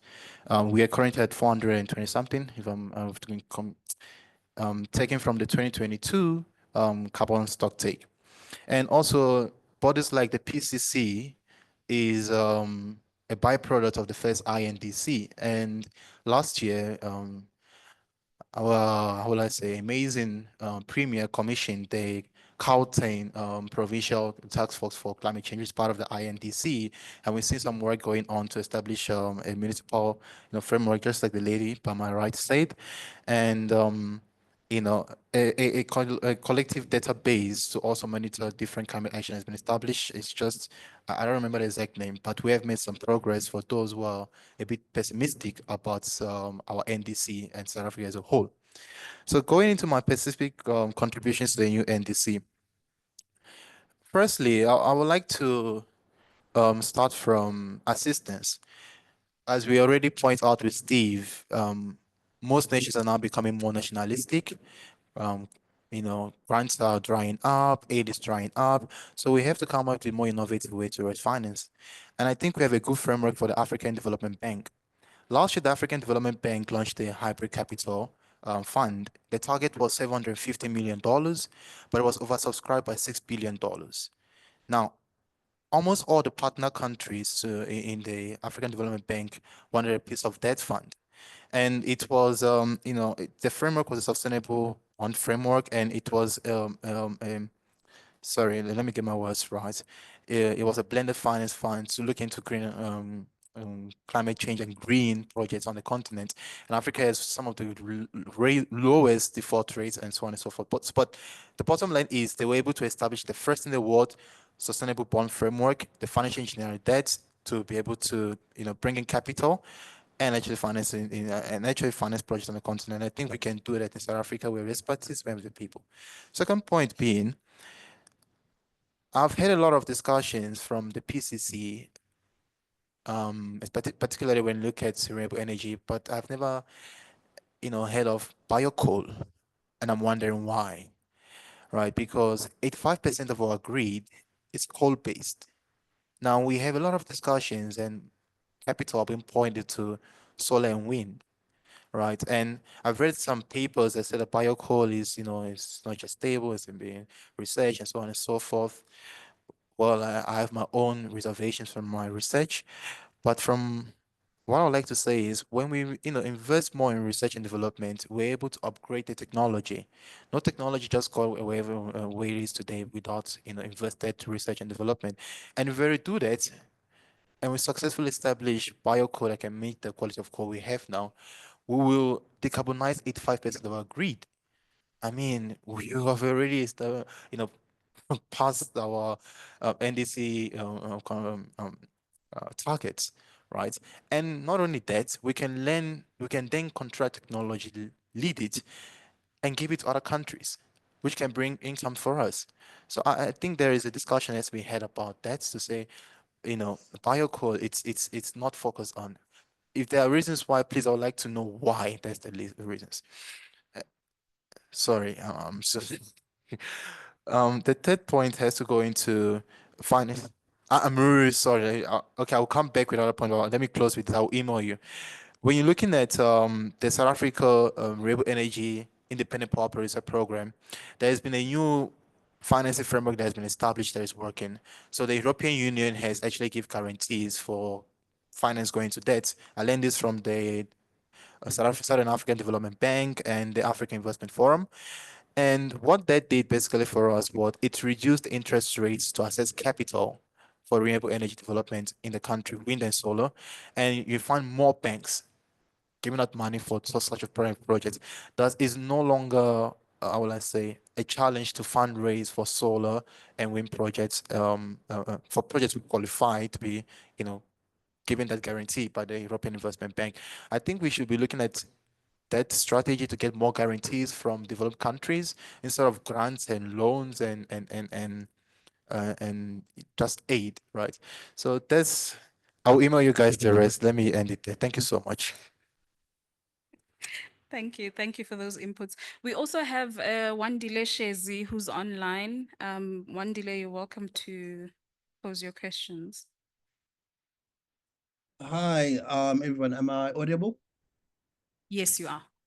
All right. So let me rather read what I've already written earlier on, because that was my whole thought process. So I sometimes worry about the over promotion and advocacy for renewable energy, particularly solar and wind alone towards net zero carbon emission. I believe it's crucial to factor in that South Africa already has a limited grid capacity, which is hindering a lot of bid windows, renewable energy independent power producers energy contributing to the national grid. So indeed, to achieve net zero carbon emissions, all forms of low carbon emitting energy technology must be considered. So I have an issue with the language that's often used in the just energy transition, whereby it only focuses on renewable energy. Sometimes gas is considered as an intermediary, well, what's the word that you call between, when you're in between changing things, or like an intermediary energy source towards renewable energy, right? So, because at the end of the day, the cost of electricity is equally important in making the energy transition just. Because I sometimes ask myself this question, what matters most? Is it the cost of the energy source or the cost of electricity to the end user? I've come to note that the NDC makes no mention of nuclear energy, which is a proven low carbon emission energy technology. The reality is, South Africa does not have enough grid capacity to take on all the renewable energy projects. I mean, you would need to factor in that even the Department of Energy and Electricity Minister has noted that we need about 14,000 kilometers of new transmission lines that is still required. And if we're overly focusing on renewable energy already with a capacity factor of around 20 to 30%, depending whether it's solar or wind. So basically, to have our national grid to be powered by a large share of renewable energy is currently not plausible. So, and I wrote that another fun fact that you cannot industrialize with renewables only. You need a case for base load. So therefore, the RP is quite right in saying that coal still has a role to play in South Africa's energy generation mix, because you come to find that our grid is mostly supplied by coal. So that large share of coal being replaced by renewable energy almost immediately when they are decommissioned, I feel like we will come across what happened with the case of the Komati power station, whereby we need to think broader, or maybe a synergized energy system where you have a balanced mix between nuclear, gas, and renewable energy. So that's my 2 cents on the topic. Thank you. Thank you, Wandile. Oh, some interesting points there, interesting questions. And just to address that very last one on, what's the stance on nuclear, the PCC, if you recall, just a week ago, we had a dialogue on nuclear energy and where it fits into South Africa's energy mix. That's also online. We had inputs from the Department of Mineral Resources and Petroleum, I believe it's called now. So you can do a little recap and go back to that dialogue and see what, national government has to say about nuclear energy and different forms of renewable energies. But the whole point of this session, at least, is to understand what stakeholders have to say, and this is what will be put in the PCC's recommendations to the DFFE, which is the national department responsible for, submitting the NDCs, and through these points, through these dialogues, then we get to have a deeper understanding of what should be prioritized in our NDCs. And I think what has come through with all four of the questions is that context is very important, that, our global goals can never, be more important than our local goals. And what came up in the consultation that we had with local government yesterday was this misalignment, between local policies and national policy. And it's very interesting to see that that's something that's also coming up in a discussion with young people. But these are things that we're noting as we go. But I don't think we have anybody to respond to the question on innovative financing in the room. And that's a very important question. And I would have liked us to actually tackle that, because I had a look at all the answers that you gave there. And one of the concerns is, where's the money coming from? And the question of debt is something that's also recurring. And I think the gentleman there in the white did mention that, we could structure the financing as a guarantee instead of, loans, and something that comes as a burden. But I think the first question was mainly an adaptation question. And I think Mandy can be able to respond to that, and that how do we include, rural and the most vulnerable communities that are more susceptible to being impacted by the effects of climate change? How do we include them in this NDC process? Because really the NDC should speak to all South Africans' context. We'll take Mandy on that one. And I think then Steve can respond to the many questions, one of them being on biocoal, and the questions on the grid and why is it not diverse, basically. And then I think Lebohang maybe can tackle the policy question, if you're comfortable to do so. But that's something that we've noted. Mandy, can I hand over to you? Thank you, Ntabiseng, and good afternoon, colleagues. So as you know, it's very, very difficult to get everyone's opinion on everything. But I think with these NDCs, we are trying very hard. One of the, and a lot of our projects actually fit into, a number of projects fit into a broader view of the NDCs. And I'll give you an example. For instance, we're doing one in Nelson Mandela Bay, and that looks at a strategy for climate change. And what we've done there is we've actually broken down that Nelson Mandela Bay area into almost microclimates. So it looks at different areas and different within that region. And we've looked at the science, but also we've done extensive engagement with stakeholders on the ground to understand what their experience of climate change is. And we hope to incorporate all of this knowledge that we have into this development process.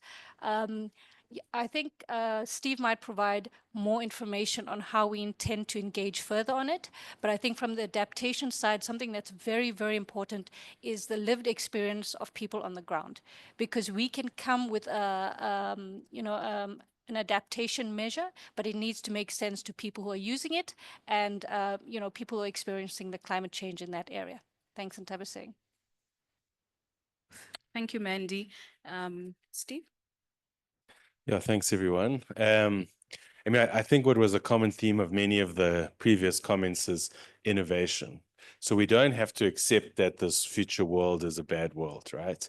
And how do we think differently is a fundamental thing that the youth need to drive, and it's cool to see you doing that. The innovation on finance is challenging, and the way that we've kind of been thinking about this within the PCC, it's clear that there are long-term reforms that need to be made to the financial ecosystem, right? And so the sort of Bridgetown consensus and the stuff that President Ruto in Kenya is leading, but that takes time, right? And so then what do we have to do in the existing system in the short term? How do we innovate? How do we blend? How do we use other finance mechanisms that other than debt is obviously more important, but obviously easier said than done. I mean, debt is still the primary commercial instrument. And what I think is more important than the source of the finance is what you spend it on. And it's the same in your household, right? If you spend debt on holidays, that's going to be a problem for you because you've got no way to pay it back. If you spend that debt on an asset that's appreciating over time, that's a perfectly acceptable use of debt. Like that's how you finance your home. That's probably how you finance your car. And so I think my personal perspective on that is the instrument isn't necessarily the problem. It's how we spend it. What are we doing with a budget that we should be really focused on? And then further this theme on innovation, what are the other things that we can do, right? And so, I mean, biocoal is really interesting. You know, currently biocoal is more expensive than conventional coal. It also uses a lot of biomass, and we have a biomass shortage. We may need biomass for other things. If we want Sasol to continue in the economy and produce net zero sustainable aviation fuel, we're probably going to use a lot of the biomass for that. So there's a competition for biomass, and obviously any kind of biomass source can't impact food production. So there's a concern. But currently, given the energy system that we have, we're more likely to use conventional coal than we are to use biocoal. But again, technology changes over time. It's the same with nuclear. So one of the things that we have in our recommendations on electricity is small modular reactors are something we should be watching very carefully. We think at the moment they're too expensive to deploy, but if those prices come down, as they hopefully will, then it becomes a really useful tool in that kind of energy arsenal. On the broader idea of the phase out of coal and the adequacy of the grid, any energy transition is going to be expensive and take time. All right. So no one is saying that we're going to close coal overnight, but we obviously need to phase fossil fuels out of the economy. And so you will phase coal out over time. 1.5-degree pathways globally phase coal out by about 2040. Many of the 1.5-degree studies in South Africa phase coal out in 2042, but there is this question of the grid and how do you integrate renewable energy onto the grid, and it's definitely technically feasible. There are many grids around the world that are ahead of us in terms of renewable energy penetration, and there are a whole bunch of new technologies and ways that allow you to integrate higher volumes of renewable energy onto the grid. But it will require investment, and it will require skills building and capacity building. So none of these things are easy and quick. But if we look at all of the studies that we've reviewed across South Africa, we've looked at 7 or 8 specific South Africa energy studies. All of them say that the cheapest, least cost energy way forward, and you can read more about this in our electricity recommendations that are available on our website, is a combination of renewables plus peaking support. And now that doesn't have to be gas, but typically it's gas. So there's always some gas in these transition plans, but the gas is not like mid-merit or baseload gas. It's specifically for peaking. So you're only using it at specific times of day if the wind and the sun is not available to you, or if your peaking demand is greater than your supply. And then the third aspect to that is storage. So batteries and hydro pumped storage. And what we see in places like the United States and California is, depending on your pricing markets mechanisms, we're already seeing batteries replacing gas in that Californian market and in other markets around the world. But a lot of studies do show some need for gas. And so you'll see in a lot of the IRP, there's a little bit of gas in there. And it's really for that peaking function. But we have a lot of data on this, and so this is something that's relatively well studied. And but the frontier, the things that we don't understand too well, is how do we upgrade the grid? Where do we get the finance to do that? And then also the emerging problem of the distribution sector. So we can generate as much power as we want, but if we can't get it to people in municipalities and cities, and we don't fully understand the challenges in that distribution sector, and that's another area we need more work on. Thank you. Thanks, Steve. Before I just hand over to Lebohang, I think the question on the misalignment of policies is also something that the youth leaders also identified. This synergy that we need between the NDCs and the IRP, and the what will emerge as a result of the Climate Change Act operationalization. And I think when then we get to local government level, it gets a bit more complicated than that, because they have their own policies and national government is expecting something, and local government has planned for something else. And I think one of the other questions that emerged during the tea break was, why is it that we're consulted going into COP, but post-COP, no one comes back to report to us and say, these are the bases on which we negotiated, and these were the outcomes, and this is what we're hoping to implement. And I'll leave that to Lebohang to respond to. Thanks. So just coming to the point around policy alignment. So the problem is not even policy alignment just at the various spheres of government. We also have a policy alignment problem across departments within national government, right?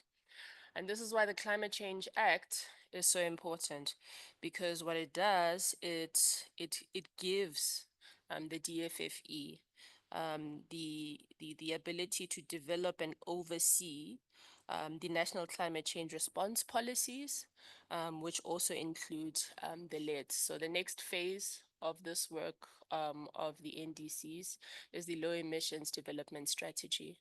And the nice thing about the Climate Change Act in this era is that it gives DFFE the power to lead this process of the development of the LEDs, but also to coordinate other government departments that are important in this process. So in the group discussion that we had, we were saying that the NDCs are so important because after having set an NDC in an ideal world, Treasury must look at the NDC and know how to allocate their budgets. DTIC must look at the NDC and then determine what emissions are attributed to which sector. And that determines our development trajectory. So there are a number of alignment issues that the NDC process then begins to highlight.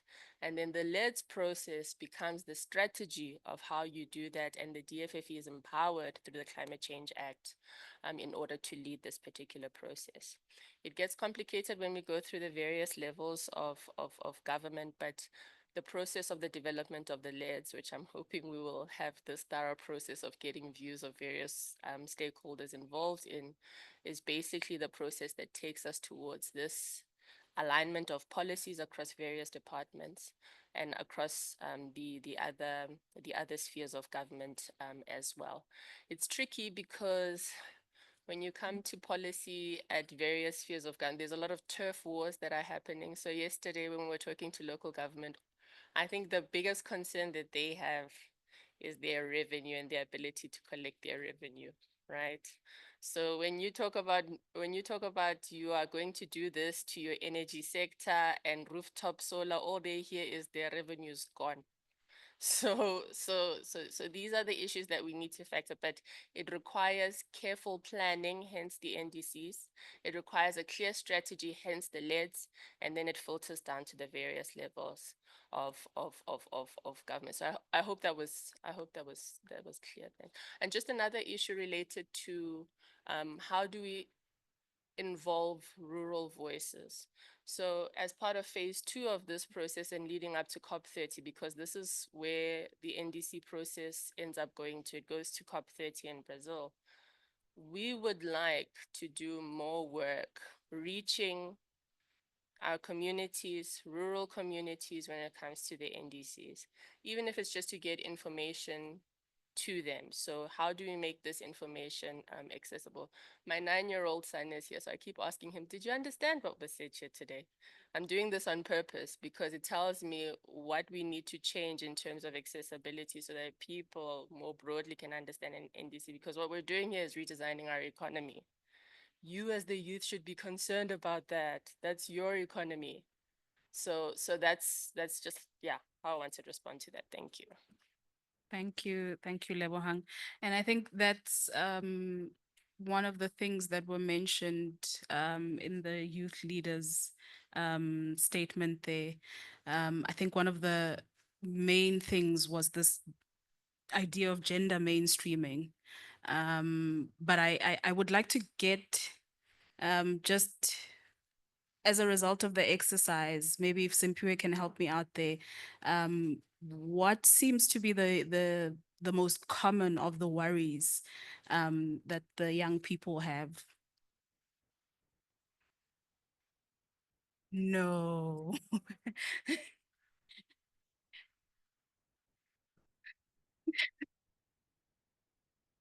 No. A mic is coming.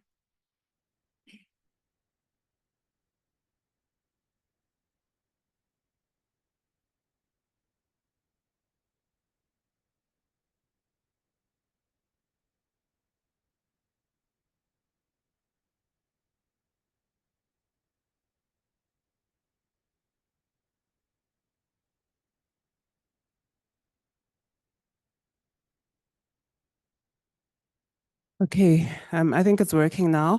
So some of this particular section is responding to the question on what are you worried about? And there's a very big common theme emerging around inclusion, particularly for adaptation. So just inclusion of indigenous knowledge in adaptation and participation, overall participation within the policy making process. Very specific about youth inclusion. And then there's a theme around, again, fragmented policy planning. But the youth are very concerned about the socio-economic impact of the NDCs. And as to Lebu's point, in that this is, their economy. There's another, I guess, concern around Eskom's ability to develop renewable energy power plant. So this is basically a concern about the energy mix now and going into the future. The sustainability of international trade and who we do trade with. There's also concerns around transparency, particularly around the means of implementation section. So there's questions like who finances the just transition. There's an overall lack of transparency within climate finance. And again, the theme of monitoring and evaluation. Who monitors the implementation of the NDCs, but also I'm going to read this out, implementation of targets at a local government level. I think it's fitting that local government and the implementation is here under means of implementation because I think they are really core and central to the just transition. So yeah, I think that was the main, it was monitoring and evaluation, youth inclusion and policy making, the socio-economic impacts, and aligning the targets with our lived realities. I think that's really key. So I will pause there. So there's a question here of how do you balance credibility with global goals? The 3 principles, locally credible, scientifically credible, and internationally credible. How do you balance that? And I think that's why as the PCC, we are going through such a rigorous process of stakeholder engagement so we can really make an effort with regards to balancing those 3. Thank you. Thanks, Simpiwe. I think the question of balance will always be there. And this is why organizations like the PCC exist, to sort of be like a sounding board to government and to say, no, this is what the people actually think, and this is what we recommend based on the science, based on the engagements that we have with stakeholders, based on everybody's inputs. Basically, we've taken everything into consideration, and this is how we should be moving forward. Whether or not they take those recommendations, we can't force it on anyone. But it's to us to actually do our part and voice our opinions. I'd like to take a few more hands as we move on to the next question about the specific principles that should be followed in setting an NDC. And I see one hand online and another two hands, four hands. Four hands in the room. We'll actually start online this time around and then come to Zahir's table here, and then we'll go. You, yes, okay. Dr. Clement. Okay, I'm audible enough. Can you hear me? Yes, we can hear you. Okay. Good morning, South Africa. My name is Clement Mepudi from Grassroots for Climate Action in Gauteng. I'm based in Tembisa, and I'm a disability ambassador, and I always engage in all community issues that we always face in our townships and in our rural areas. For me, it's a great opportunity for me to meet the youth, because the youth is our future generation that have to face all these climate change impacts and all these ill issues of our environment, because environment is global and universal. But for me, for the NDC, my message to all South Africans is that NDC are our climate action plans for long term. We have to consider that it's our action plans, and we must reduce emissions as the NDC mandate is, because we have to reduce the emissions. That's mitigation. To reduce the emissions is mitigation, and we have to come also change the ways of life. We have to come with the new ways, is to adapt. Is adaptation. You see, it's almost the same one and the same thing. When we come to mitigation and adaptation, we need more finance. We need money to take care of these impacts and all these ways how to mitigate. But our most important thing is to implement these renewable energies, electrical vehicles, use public transport, and we must get and change our way of life, walking. You see, most of the youth, they prefer Uber. We must avoid this Uber. We must sometimes take a walk and apply the cycles. You can buy yourself a bicycle. That's the way to adapt. And we must also modify our structures. You see, these days, even most important in the human settlements, the structure of the landmark and also they are not good. We have to come with new structures and development projects for the future of improving this.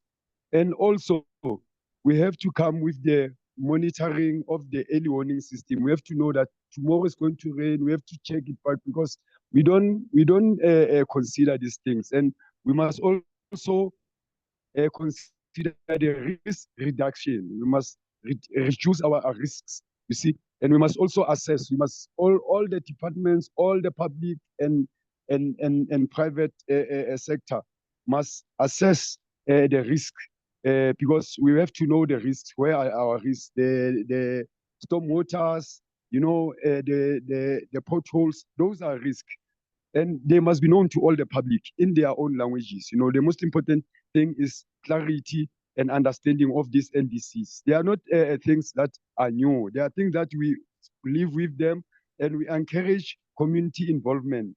And we also must prioritize the just transition framework. Please, South African, this is the most a valuable document for us in South Africa. We must read the Just Transition Framework mandate.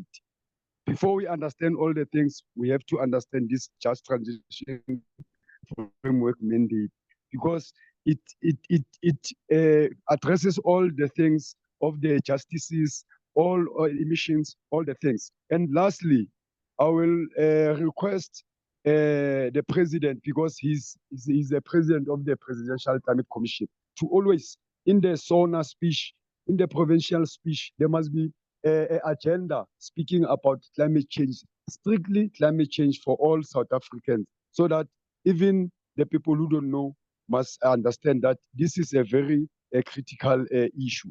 And also, lastly, the social medias and the public broadcasters, they must always have a slot for climate change and for these climate impacts, that we always be aware of them.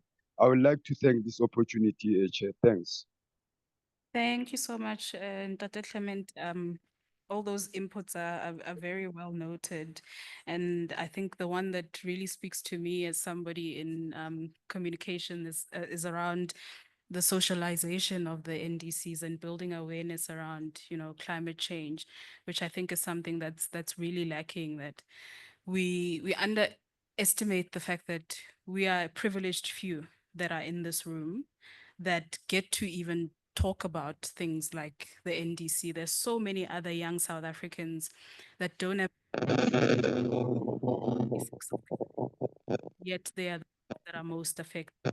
So, we take those points, and Dr. Clement, and thank you for joining us. As I think you're next. Yeah, thank you and good afternoon, everyone. My name is Zair Suleiman. I'm from the Global Africa Mind Agency and also the Youth Leaders Caucus. And I think just to summarize before I ask my two questions, but going off of your points, and Tabi saying something that we also spoke about was the youth inclusion and accessibility. And I can only imagine the NDCs that will come out, the first drafts will be in English and very high technical jargon. So something that the PCC could do in its recommendations is also work to make the NDCs make this process a lot more accessible for young people around the country that are not in these privileged spaces. We spoke about level of ambition, financing.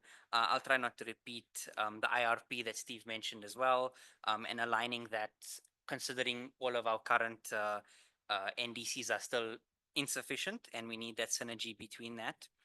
In terms of specific actions, I think looking at including children and youth, and I can imagine the PCC will take up from all of the consultations these points of including these different stakeholder groups within the formal NDC process. So my two questions, from a more technical perspective and looking at the mitigation outcomes, now that we have a draft framework for Article 6, to what extent can we then look at our upper and lower bounds of mitigation outcomes and CO2 budgets, and how does that factor in with the sets and the LT-LEDs? Because we can rely on that within the NDC submission. Is that a more 2035 thing? Is that a 2040 thing? And what recommendations could we go to? I think from a stakeholder perspective, that gives us leeway into saying how ambitious can we be if we can rely on some of the international frameworks that exist. The second question I will read from here because Bertha gave me a whole script. But it is around gas as a transition fuel and how dangerous it is. So the risks of gas methane, a greenhouse gas with at least is at 20 tons more potent than CO2, can leak during extraction, transportation, and storage, undermining climate benefits of switching to gas, especially with the high cost of investment, risk related to gas infrastructure, especially especially pipelines that divert funds away from renewable energy. Thank you. Renewable energy projects, delayed full and real decarbonization, and long-term lack in developing natural gas infrastructure might take the country to fossil fuel use for decades, potentially slowing the adoption of renewable energy. So just a comment there on gas. I hope I said that correctly. Thank you. Okay, thanks, Zahir. Yes. I hope everyone can hear me. Good afternoon, everyone. My name is Lindani Zungu. I am with Voices of Mzansi. If you're not familiar with us, look us up. We have one question and one answer. Sorry, one comment. The question is, it comes as no surprise that funds are drying up around the world. So I was kind of thinking that if we design a project based on expected funds, and it happens that these funds are cut or this loan is retracted, are there any contingencies to make sure that we continue with our plans regardless of funding cuts from Western powers or foreign powers? And the comment is, I struggle a lot with the structure of consultations like this. Primarily because kumnandi, we're here writing on sticky notes, sticking it all over the place, but I genuinely will not be able to tell you how this will be incorporated in the NDCs. And I doubt a lot of us know how that will happen. So I suggest a change in the structure. We are being consulted on the NDCs when we are the ones who should be drafting them as a country, and then they are combined. So we are asking for a reform of the system, for the lack of a better term, because the way it's happening right now, or maybe you can offer us some knowledge or shed some light as to how these sticky notes and everything we're saying will be incorporated into the NDC, because right now we have no idea.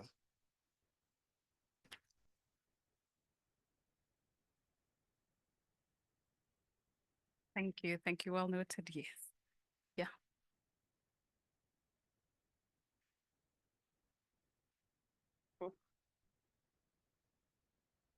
Hi, Ntombento Ndandwe. I come wearing multiple hats, but for this particular point that I'm going to put across, I'm a digital right governance from Cities Coalition Digital Rights, which is a global organization.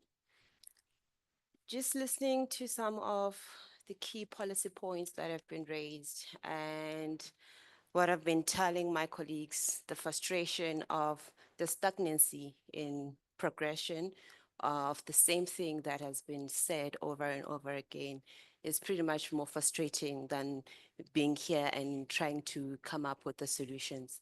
I'm a town planner by profession. I come from a tech planning space, and I was literally triggered by a few key points that were raised, and we should see key things that have been happening and will keep happening. However, we're missing out the key developmental indicators that could assist us in some of these things. Of everything that has been said, no one has mentioned the advantage of the digital era. And there's so many solutions that lie in that sphere, in that realm.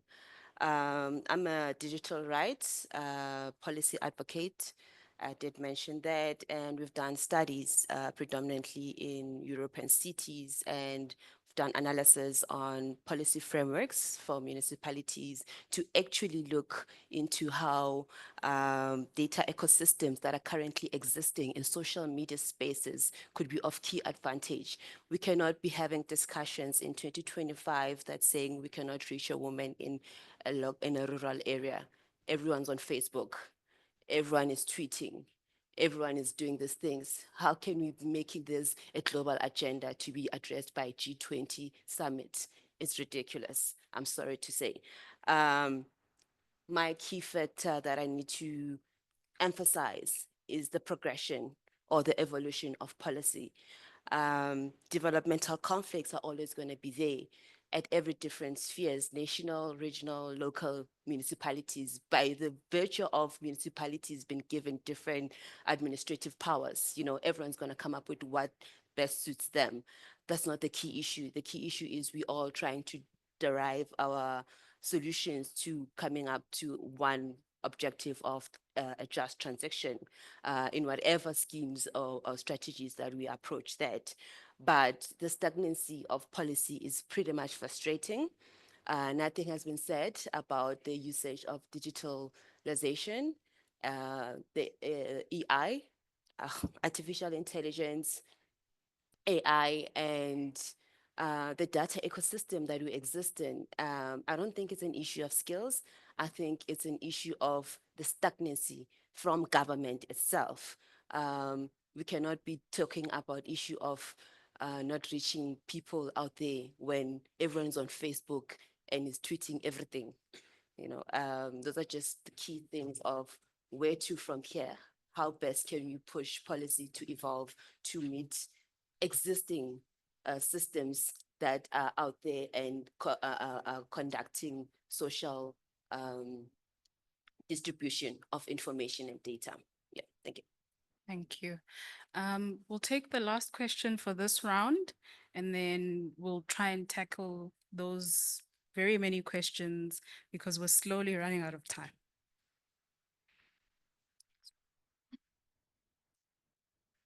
Thank you, Ntabeling.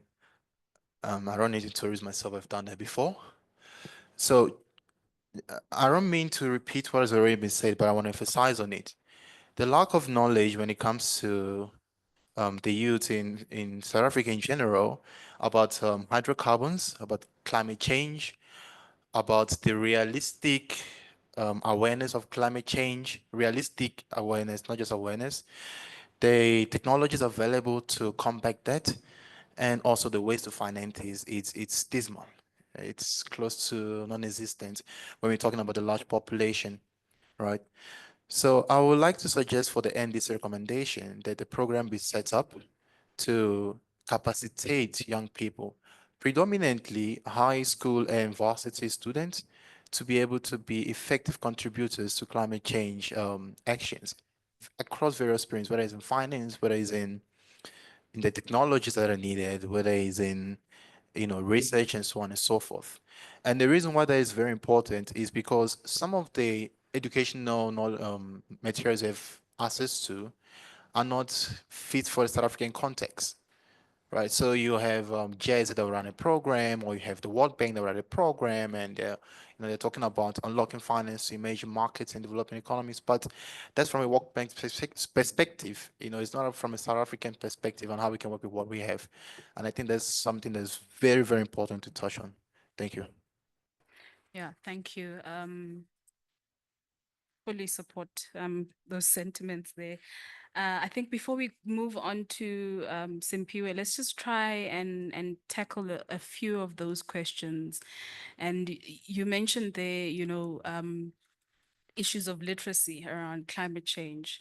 I mean, we have a general literacy problem in the country. And some might argue that climate change education is the least of our worries.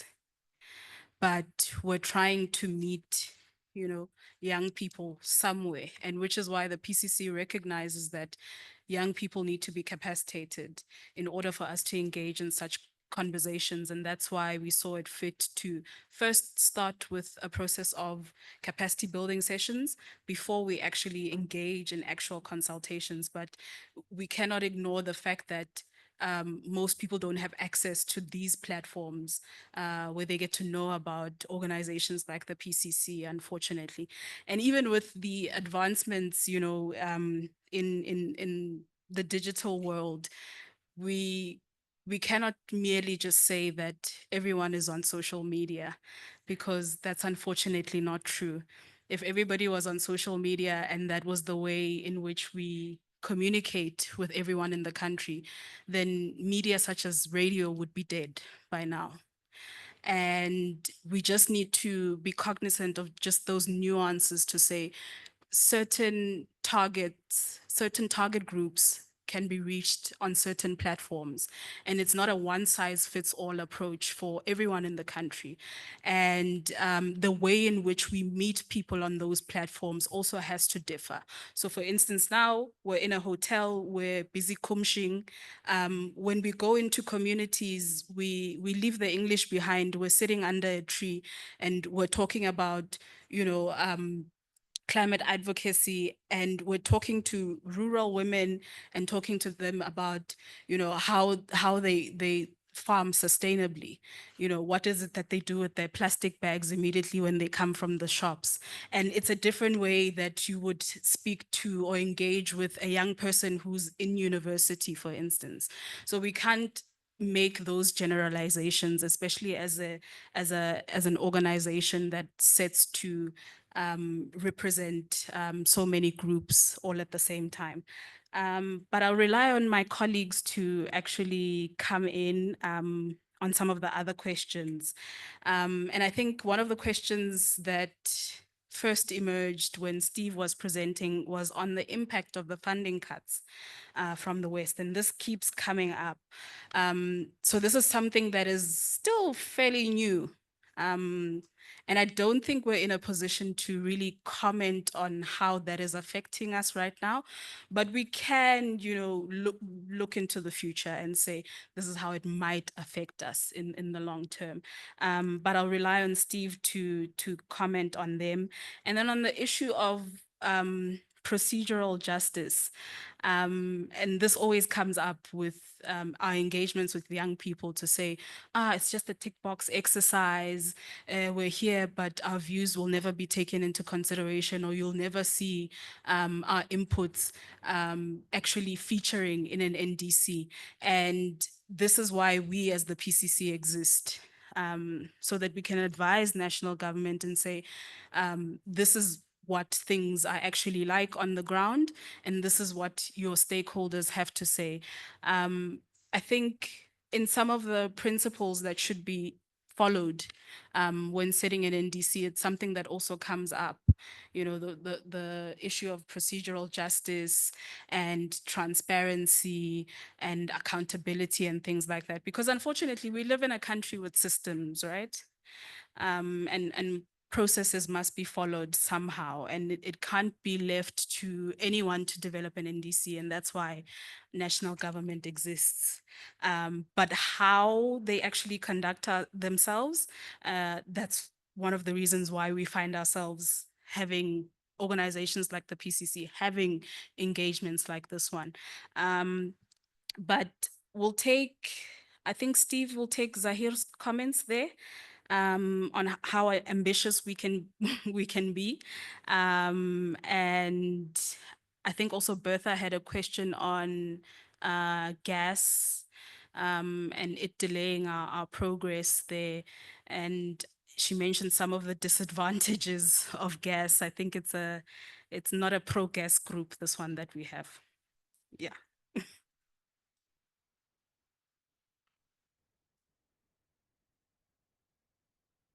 Yeah, thanks. I mean, so there are a couple of themes that seem to be consistently emerging. This idea of understanding and embracing the complexity and thinking about contingency. What if things don't go right? What if we can't get the funding? And we as the PCC don't have all the answers to these things, right? But it's important that you raise them, and it's important that you embrace them. And I particularly love the theme that's emerging from across the discussion around innovation. And that's part of the contingency. How do we deal with this? How do we do things differently? Some of the solutions we don't have yet, some of the solutions that we do, and I completely hear the concerns about gas, right? More and more science is emerging to show that the impact of gas and methane linkages is very significant, perhaps more so than coal. And so these are things that have to be considered. But you're always kind of comparing to the point about how realistic is change. You're kind of always comparing it to what you actually have on the ground. And what we often say is you can't take things away if there's nothing to replace them. All right. So if you close coal in a community that has nothing else, that's going to have very specific impacts for that community. Not to mention if you can't close coal if you don't have some alternate power source, because then you're going to have widespread power cuts. So this challenge of how do you diversify the economy, what else do you put in its place is paramount and not very sophisticated in the conversation that we have here in South Africa. The theme of sort of capacity building and inclusiveness is really common. We hear that. And then, there are things that we don't have time to discuss just because, there's so much that's going on. But on the theme of the innovation and the questions around digital and artificial intelligence, we are thinking about that quite a bit. In fact, I was at an AI conference at the end of last year, and some of the stuff they're doing with AI is super cool. So, for example, in municipalities, one one of the challenges is asset registers. Over time, we've lost touch of what equipment do we have and where is it and is it being maintained.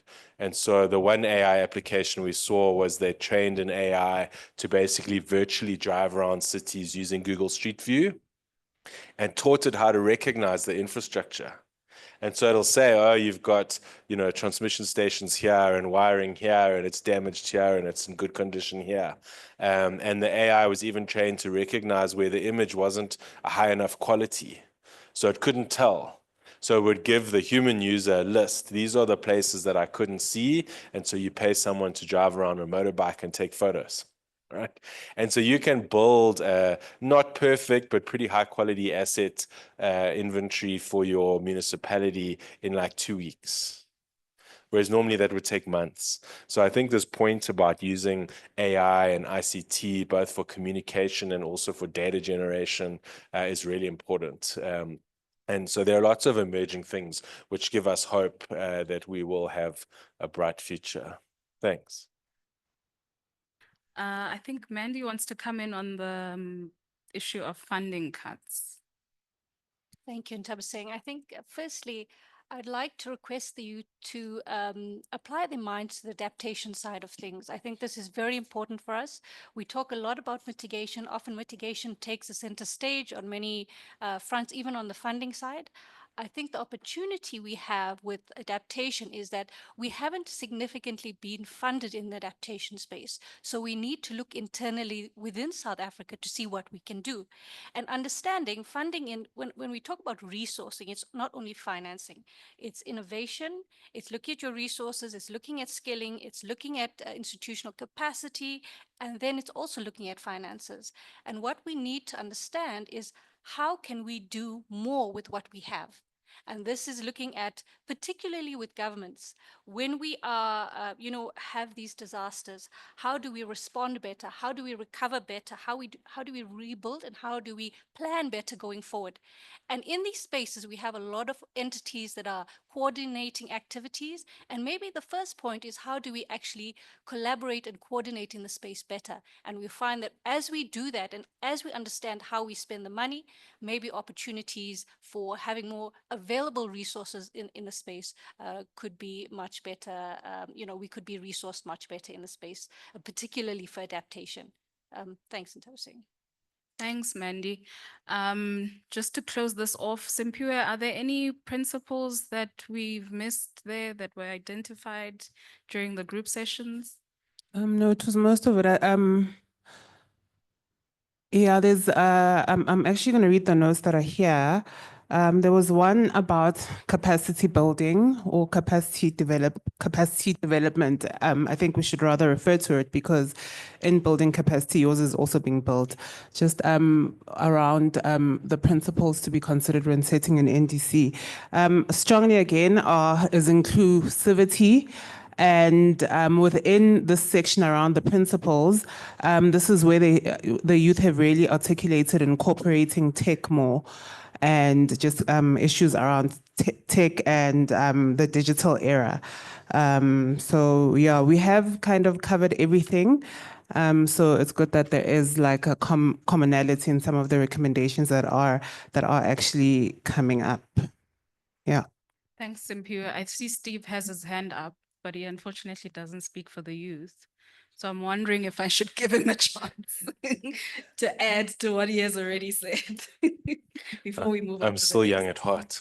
I didn't answer the one question about how is this information being incorporated into the NDC, and we can't guarantee that it will be.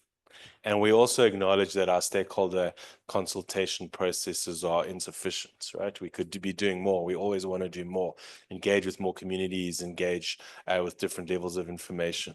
But I can tell you how we're thinking about this. So we are hosting each of these sessions. We've done the capacity building sessions, and we hope that that provides a resource. People can go and watch those in their own time.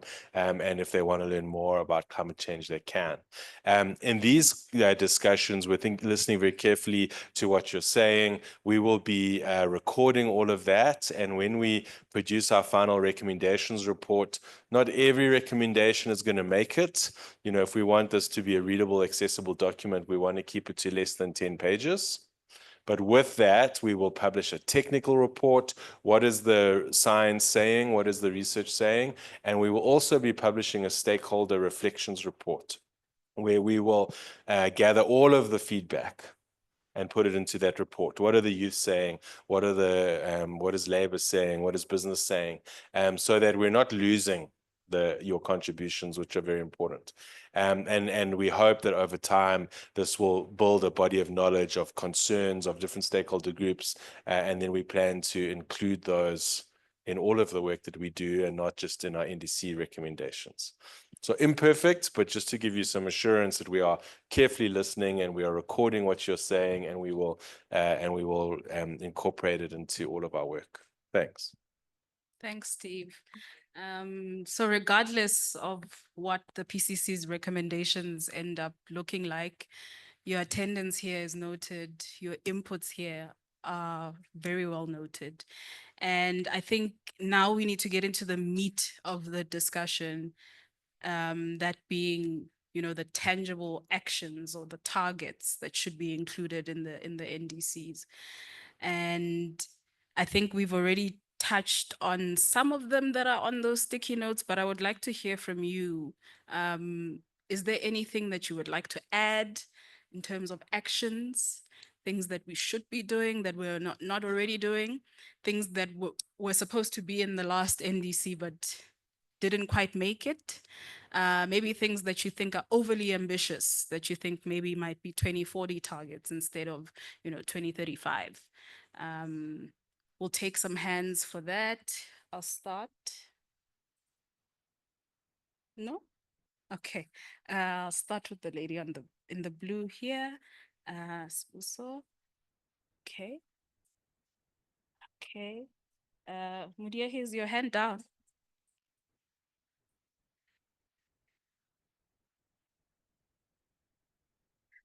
Oh, that was a question for Steve there.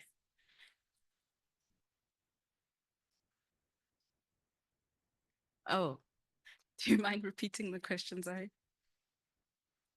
So it was just a question on, now that we have, like, it's a draft framework in South Africa now. I mean, I think it's still out for public comment, so it's not institutionalized yet.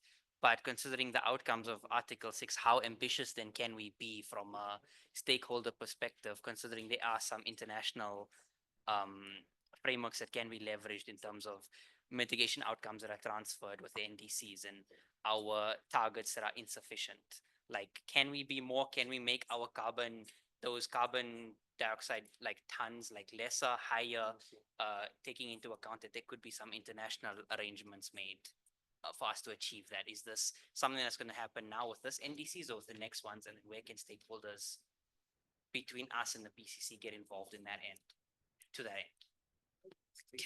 Steve, can I ask that you leave this question?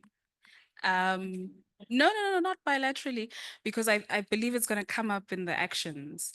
And this is why I posed the question in the manner that I did, in that, do you think that some of the actions you are proposing are a bit too ambitious? Are they 2040 actions, or are they 2035? Did we miss anything for 2025? So I think in answering the next set of questions, Steve will then get to that one. But we'll take the first hand there. Okay. I think I'm going to have to kind of rectify some of the things that were mentioned. Probably they were taken out of context. When I spoke about I was actually advocating for the evolution of policy to incorporate digital frameworks, and that's very much key.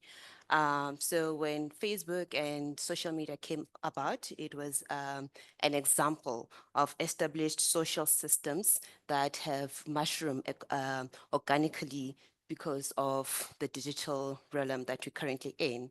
And the reason I was bringing that up as an example that was pretty much more tangible is predominantly based on the work that did mention that we have done.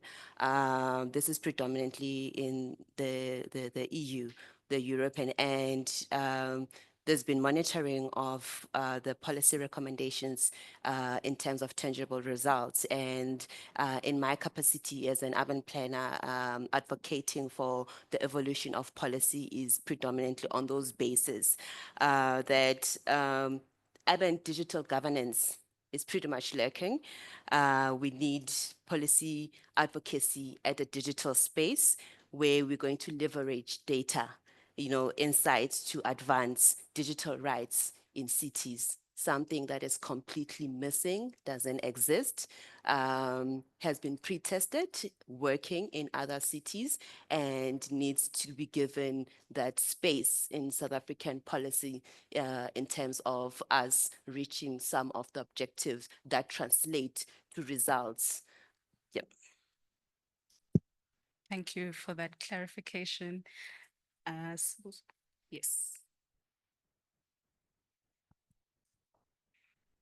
All right. Good afternoon, everyone. My name is Sibusiso Mazomba from the African Climate Alliance, and I am making an intervention right now, not just what I think, but informed by a consultation process, an initial consultation process that we've had with young people in our activist network, which is composed of young people from all over Africa, but also with other organizations in South Africa, like Gamma, Youth at Sire, SAFSE, and a lot of others. So I would, like to share my intervention with you all today, and thank you to the organizers of the session for giving us this opportunity. On adaptation, the biggest thing is prioritizing local action and leveraging nature-based solutions. And I think in bridging gaps, at the subnational level with finance is extremely important. Finance is extremely contested, but with the finance that is available, I think we should prioritize direct access for local entrepreneurs who are at the forefront of a lot of community-driven action. At the international level, there has been a lot of calls to reform financial architecture to address challenges such as the high cost of capital, limited fiscal space, high transactional barriers. However, I think it's important to look at that at the national level as well, where we need to promote entrepreneurship for a just transition by creating an enabling environment through public-private partnerships like the JET-IP, which I think has been doing a lot of amazing work, particularly with the JET funding platform, where sort of ventures that would not likely get funding are now sort of getting that opportunities. Secondly, I think it's extremely important that we include loss and damage reporting in our national plans in order to better reflect the needs and targets of vulnerable communities. And this is something that is also very much contested at the global level, where developed countries don't want developing countries to include this loss and damage reporting due to the implications for money that would be needed as well. So I think it's extremely important that we include that to reflect our needs. And then also, thirdly, I think we must leverage the immense potential of the ocean that it can play in adaptation, but also mitigation. But on adaptation, I think it's important to, focus on restoring and protecting mangroves, seagrass beds, salt marshes, in order to enhance carbon sequestration, which is the mitigation aspect, but in order to safeguard coastal communities as well.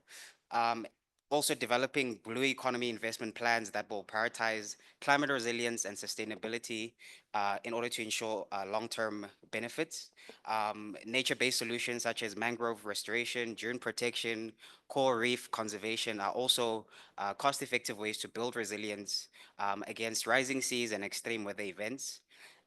Fisheries management plans should also integrate climate adaptation and ocean-based actions in order to mainstream all of that into our national development plans, particularly the National Climate Change Adaptation Strategy, which is our National Adaptation Plan, but also the National Climate Change Response Plan, which operates at the municipal level. I think those are extremely important targets. And then also lastly on adaptation is around indigenous knowledge. Indigenous knowledge systems offer invaluable insights into sustainable land and water management. And so government must collaborate with indigenous leaders to incorporate traditional ecological knowledge into adaptation planning. And then also women and youth have a very big role to play in driving transformational adaptation. Their leadership should be central in designing strategies that foster both resilience and social cohesion. And while on that note, I think a cross-cutting point as well is around the inclusion of women and youth is that it's not limited to just consultation and that it reflects in the implementation as well, because, uh, to make sure that it's really meaningful and not tick boxy, as we were saying. On mitigation, I think the most important thing is to empower youth-led innovation, and there's been a lot of points raised around innovation. Young people are uniquely positioned to drive solutions, particularly in underrepresented sectors. For instance, addressing methane emissions from landfills or reducing carbon footprint in informal economies can create jobs while also cutting emissions. And these initiatives are, aligned with the just transition. And I think in the just transition implementation plan, there has been a lot of focus on electric vehicles, green hydrogen, that have garnered a lot of attention. But I think it's essential to also critically assess their feasibility and alignment with development priorities, especially in Africa, especially on the green hydrogen. That discourse. I think it's extremely concerning that we're concerting all of our efforts into that. So looking at not just exporting this green hydrogen, but what role does it have to play for empowering South Africans as well? And then I think we also need to look at novel sectors where young people can play a role, such as in waste management. By adopting circular economy models and fostering youth-led entrepreneurship, we can significantly reduce emissions while promoting economic growth. And there's a lot of young people in the waste sector. Your waste reclaimers, most of them are very young. They do 90% of the recycling, but work under extremely difficult conditions. So incorporating them as well. And then finally on mitigation is the ocean again. I think the ocean holds immense potential for mitigation. Marine renewable energy technologies such as wave, tidal, and ocean thermal conversion offer very innovative pathways to decarbonization. So I think including ocean-based mitigation actions in our national greenhouse gas reduction targets, the LEDs that we were talking about, including ocean actions there as well, I think is very important as well. And then finally, on means of implementation and support, I think the important thing here is to ensure equity and accessibility. So in order to translate some of these ambitions into action, we must ensure that there's a robust means of implementation and support. And I think the biggest one for me, I'll be very disappointed if I don't see this in the final draft of the NDCs, is a minimum percentage of climate finance to be allocated for funding women and youth-led initiatives. 30% is the suggested figure from a lot of research at the international level, but also across the board. So 30% minimum funding for women and youth-led initiatives is a strong priority. And then also, I think making financing mechanisms more accessible at the grassroots levels is very important. So, we talk a lot about securing climate finance and all of that talk, but I think as I said, with the finance that is there, it's very important to reduce, the bureaucratic hurdles that a lot of SMEs face in order to enable these smaller organizations and entrepreneurs to secure funding. I think entities like Sunbee have a lot of role to play, a big role to play in that. For them to prioritize direct access from the adaptation fund, for example, or the GCF to local entrepreneurs, local, SMEs as well. And I think promoting entrepreneurship for a just transition will also require prioritizing access to affordable capital through the public-private partnerships, risk-sharing instruments, and tailored financial products. So looking at that high cost of capital, that is a challenge, but reforming that at the national level as well. And then finally, achieving a balance between mitigation and adaptation funding is also very important, I think has been touched on as well. Climate finance must equally support both pillars, recognizing that adaptation builds resilience today, while mitigation, will ensure that we're sort of preparing for the future as well. So integrating all of that into, the current implementation of the JET-IP, I think would be really important to make sure that there's that balance as well. So bridging gaps in finance, empowering local actors, leveraging nature-based solutions, integrating indigenous and gender responsive approaches, I think are all the important points that I touched on that I think are essential for effective climate action, but also a localized NDC. We talk about a nationally determined contribution, but I think we need to think about what a locally determined contribution would also look like. So yeah, I'll leave it there. Thank you very much.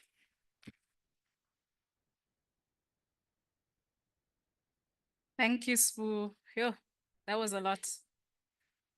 I think if you were to ask ChatGPT that very same question, it would spew out the same answer. Quite comprehensive, thank you. We'll take Kopano next. I'll ask you just to be brief in your next set of responses because we are running out of time and it is a Saturday, people have to travel. Yeah.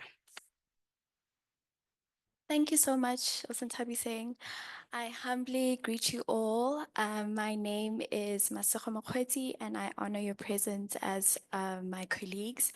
My call to the PCC is to harness the amplification of clear and concise messaging using new media and traditional media for communities on the ground, as well as for the PCC to collaborate with radio stations and print media. Thank you. Oh, wow. Thank you. The last hand over there. Hello, my name is Yakani Mjiako. I'm coming from Saya. And since I had a whole thing prepared, but we're running out of time and I feel kind of awkward speaking after what was said before.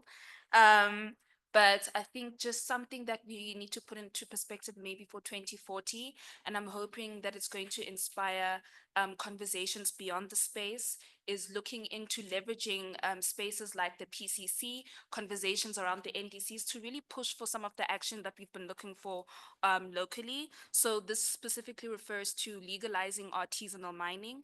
I think this question goes to refining or proposing reforms into how we regulate mineral value chains. And artisanal mining gives us a prospect. There's a prospect for South Africa to have ethical, traceable mineral extraction processes. And so, yeah, like I'm saying, you can't really include something like legalizing a process into the 2030 targets. But I am hoping that when there are people at the negotiating rooms, that, we have people, subnational entities that are also going to be pushing for this and perhaps looking into more or researching more into how this can fit into the next NDCs, how this can reduce the risk of us being penalized by CBAM, and increasing the capacity for local refinement of minerals for local, what are they called again? For local projects. So just leave it there. Thank you.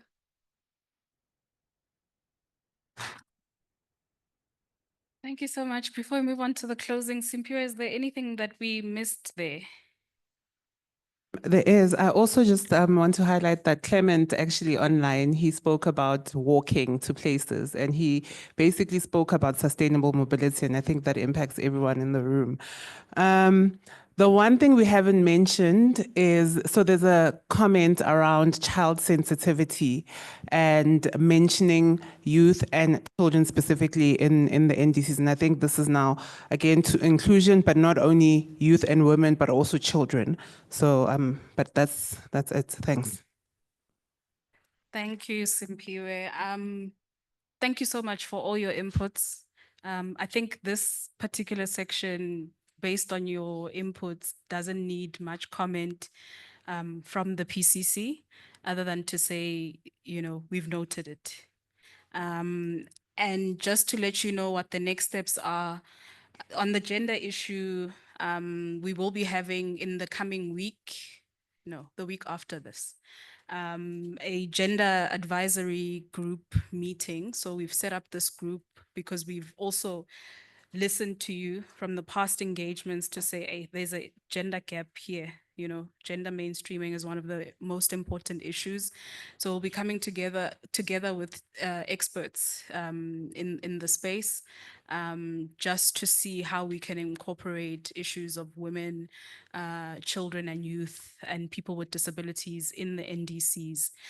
And then after this, we're going to have the last set of consultations in the first few days of the next week. And then after that, we'll come up with a draft recommendation report. And we'll then have sectoral webinars on that draft, just so that we can familiarize you with what the PCC has come up with. And then following that, we will then have a colloquium. So similar to the process that we did with the JET IP recommendations and the electricity recommendations, we'll have a colloquium just to sensitize the PCC's recommendations on the NDCs. But my job for the day is done. I will now hand over to the PCC's executive director, just for a vote of thanks.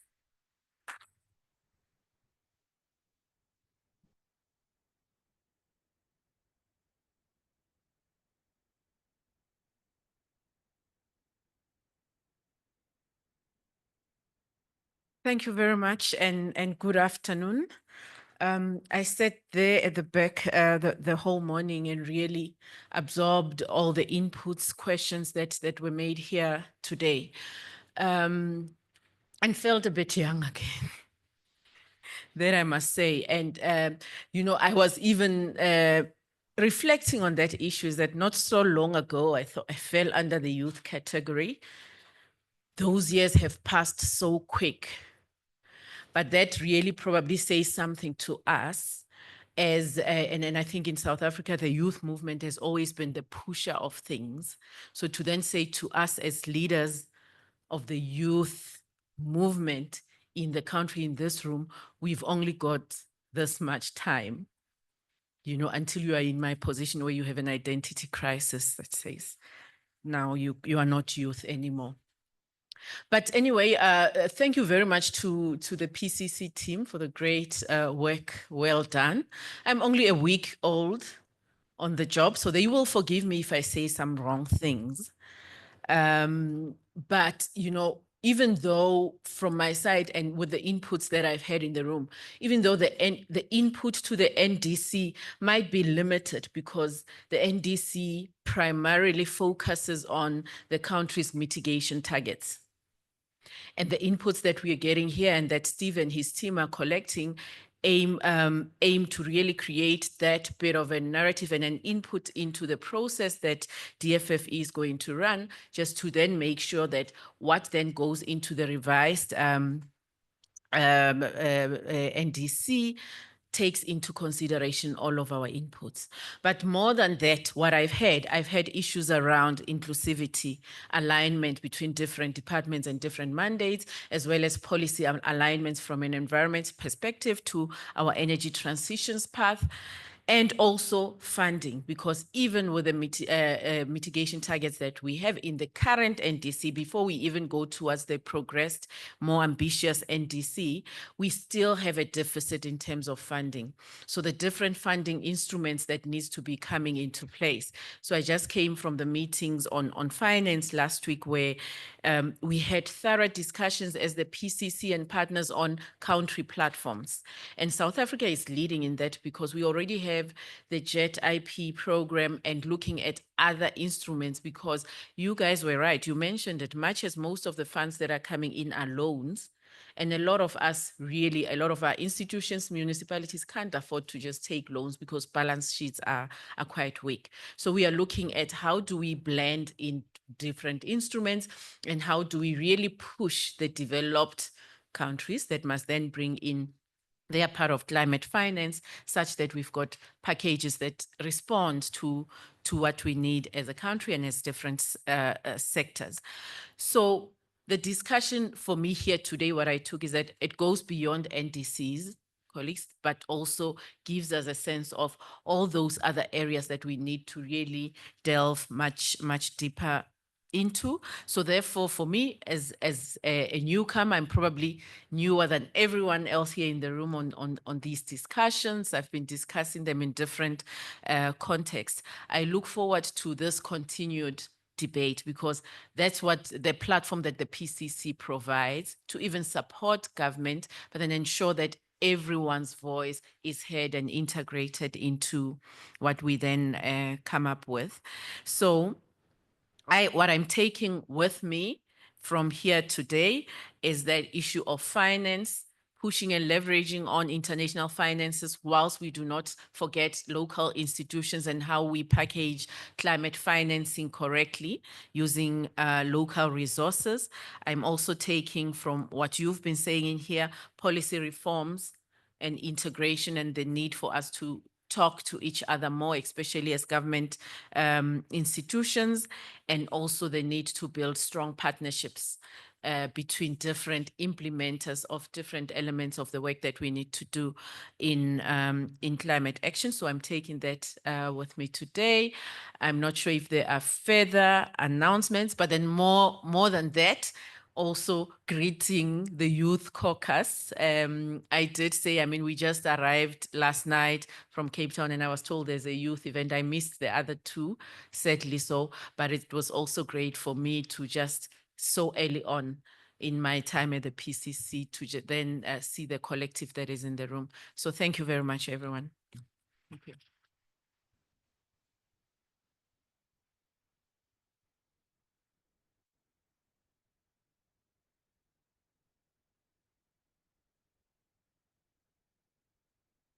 Okay, there's nothing else to add after that. The ED has the last word.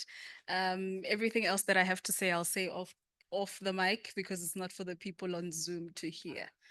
Thank you.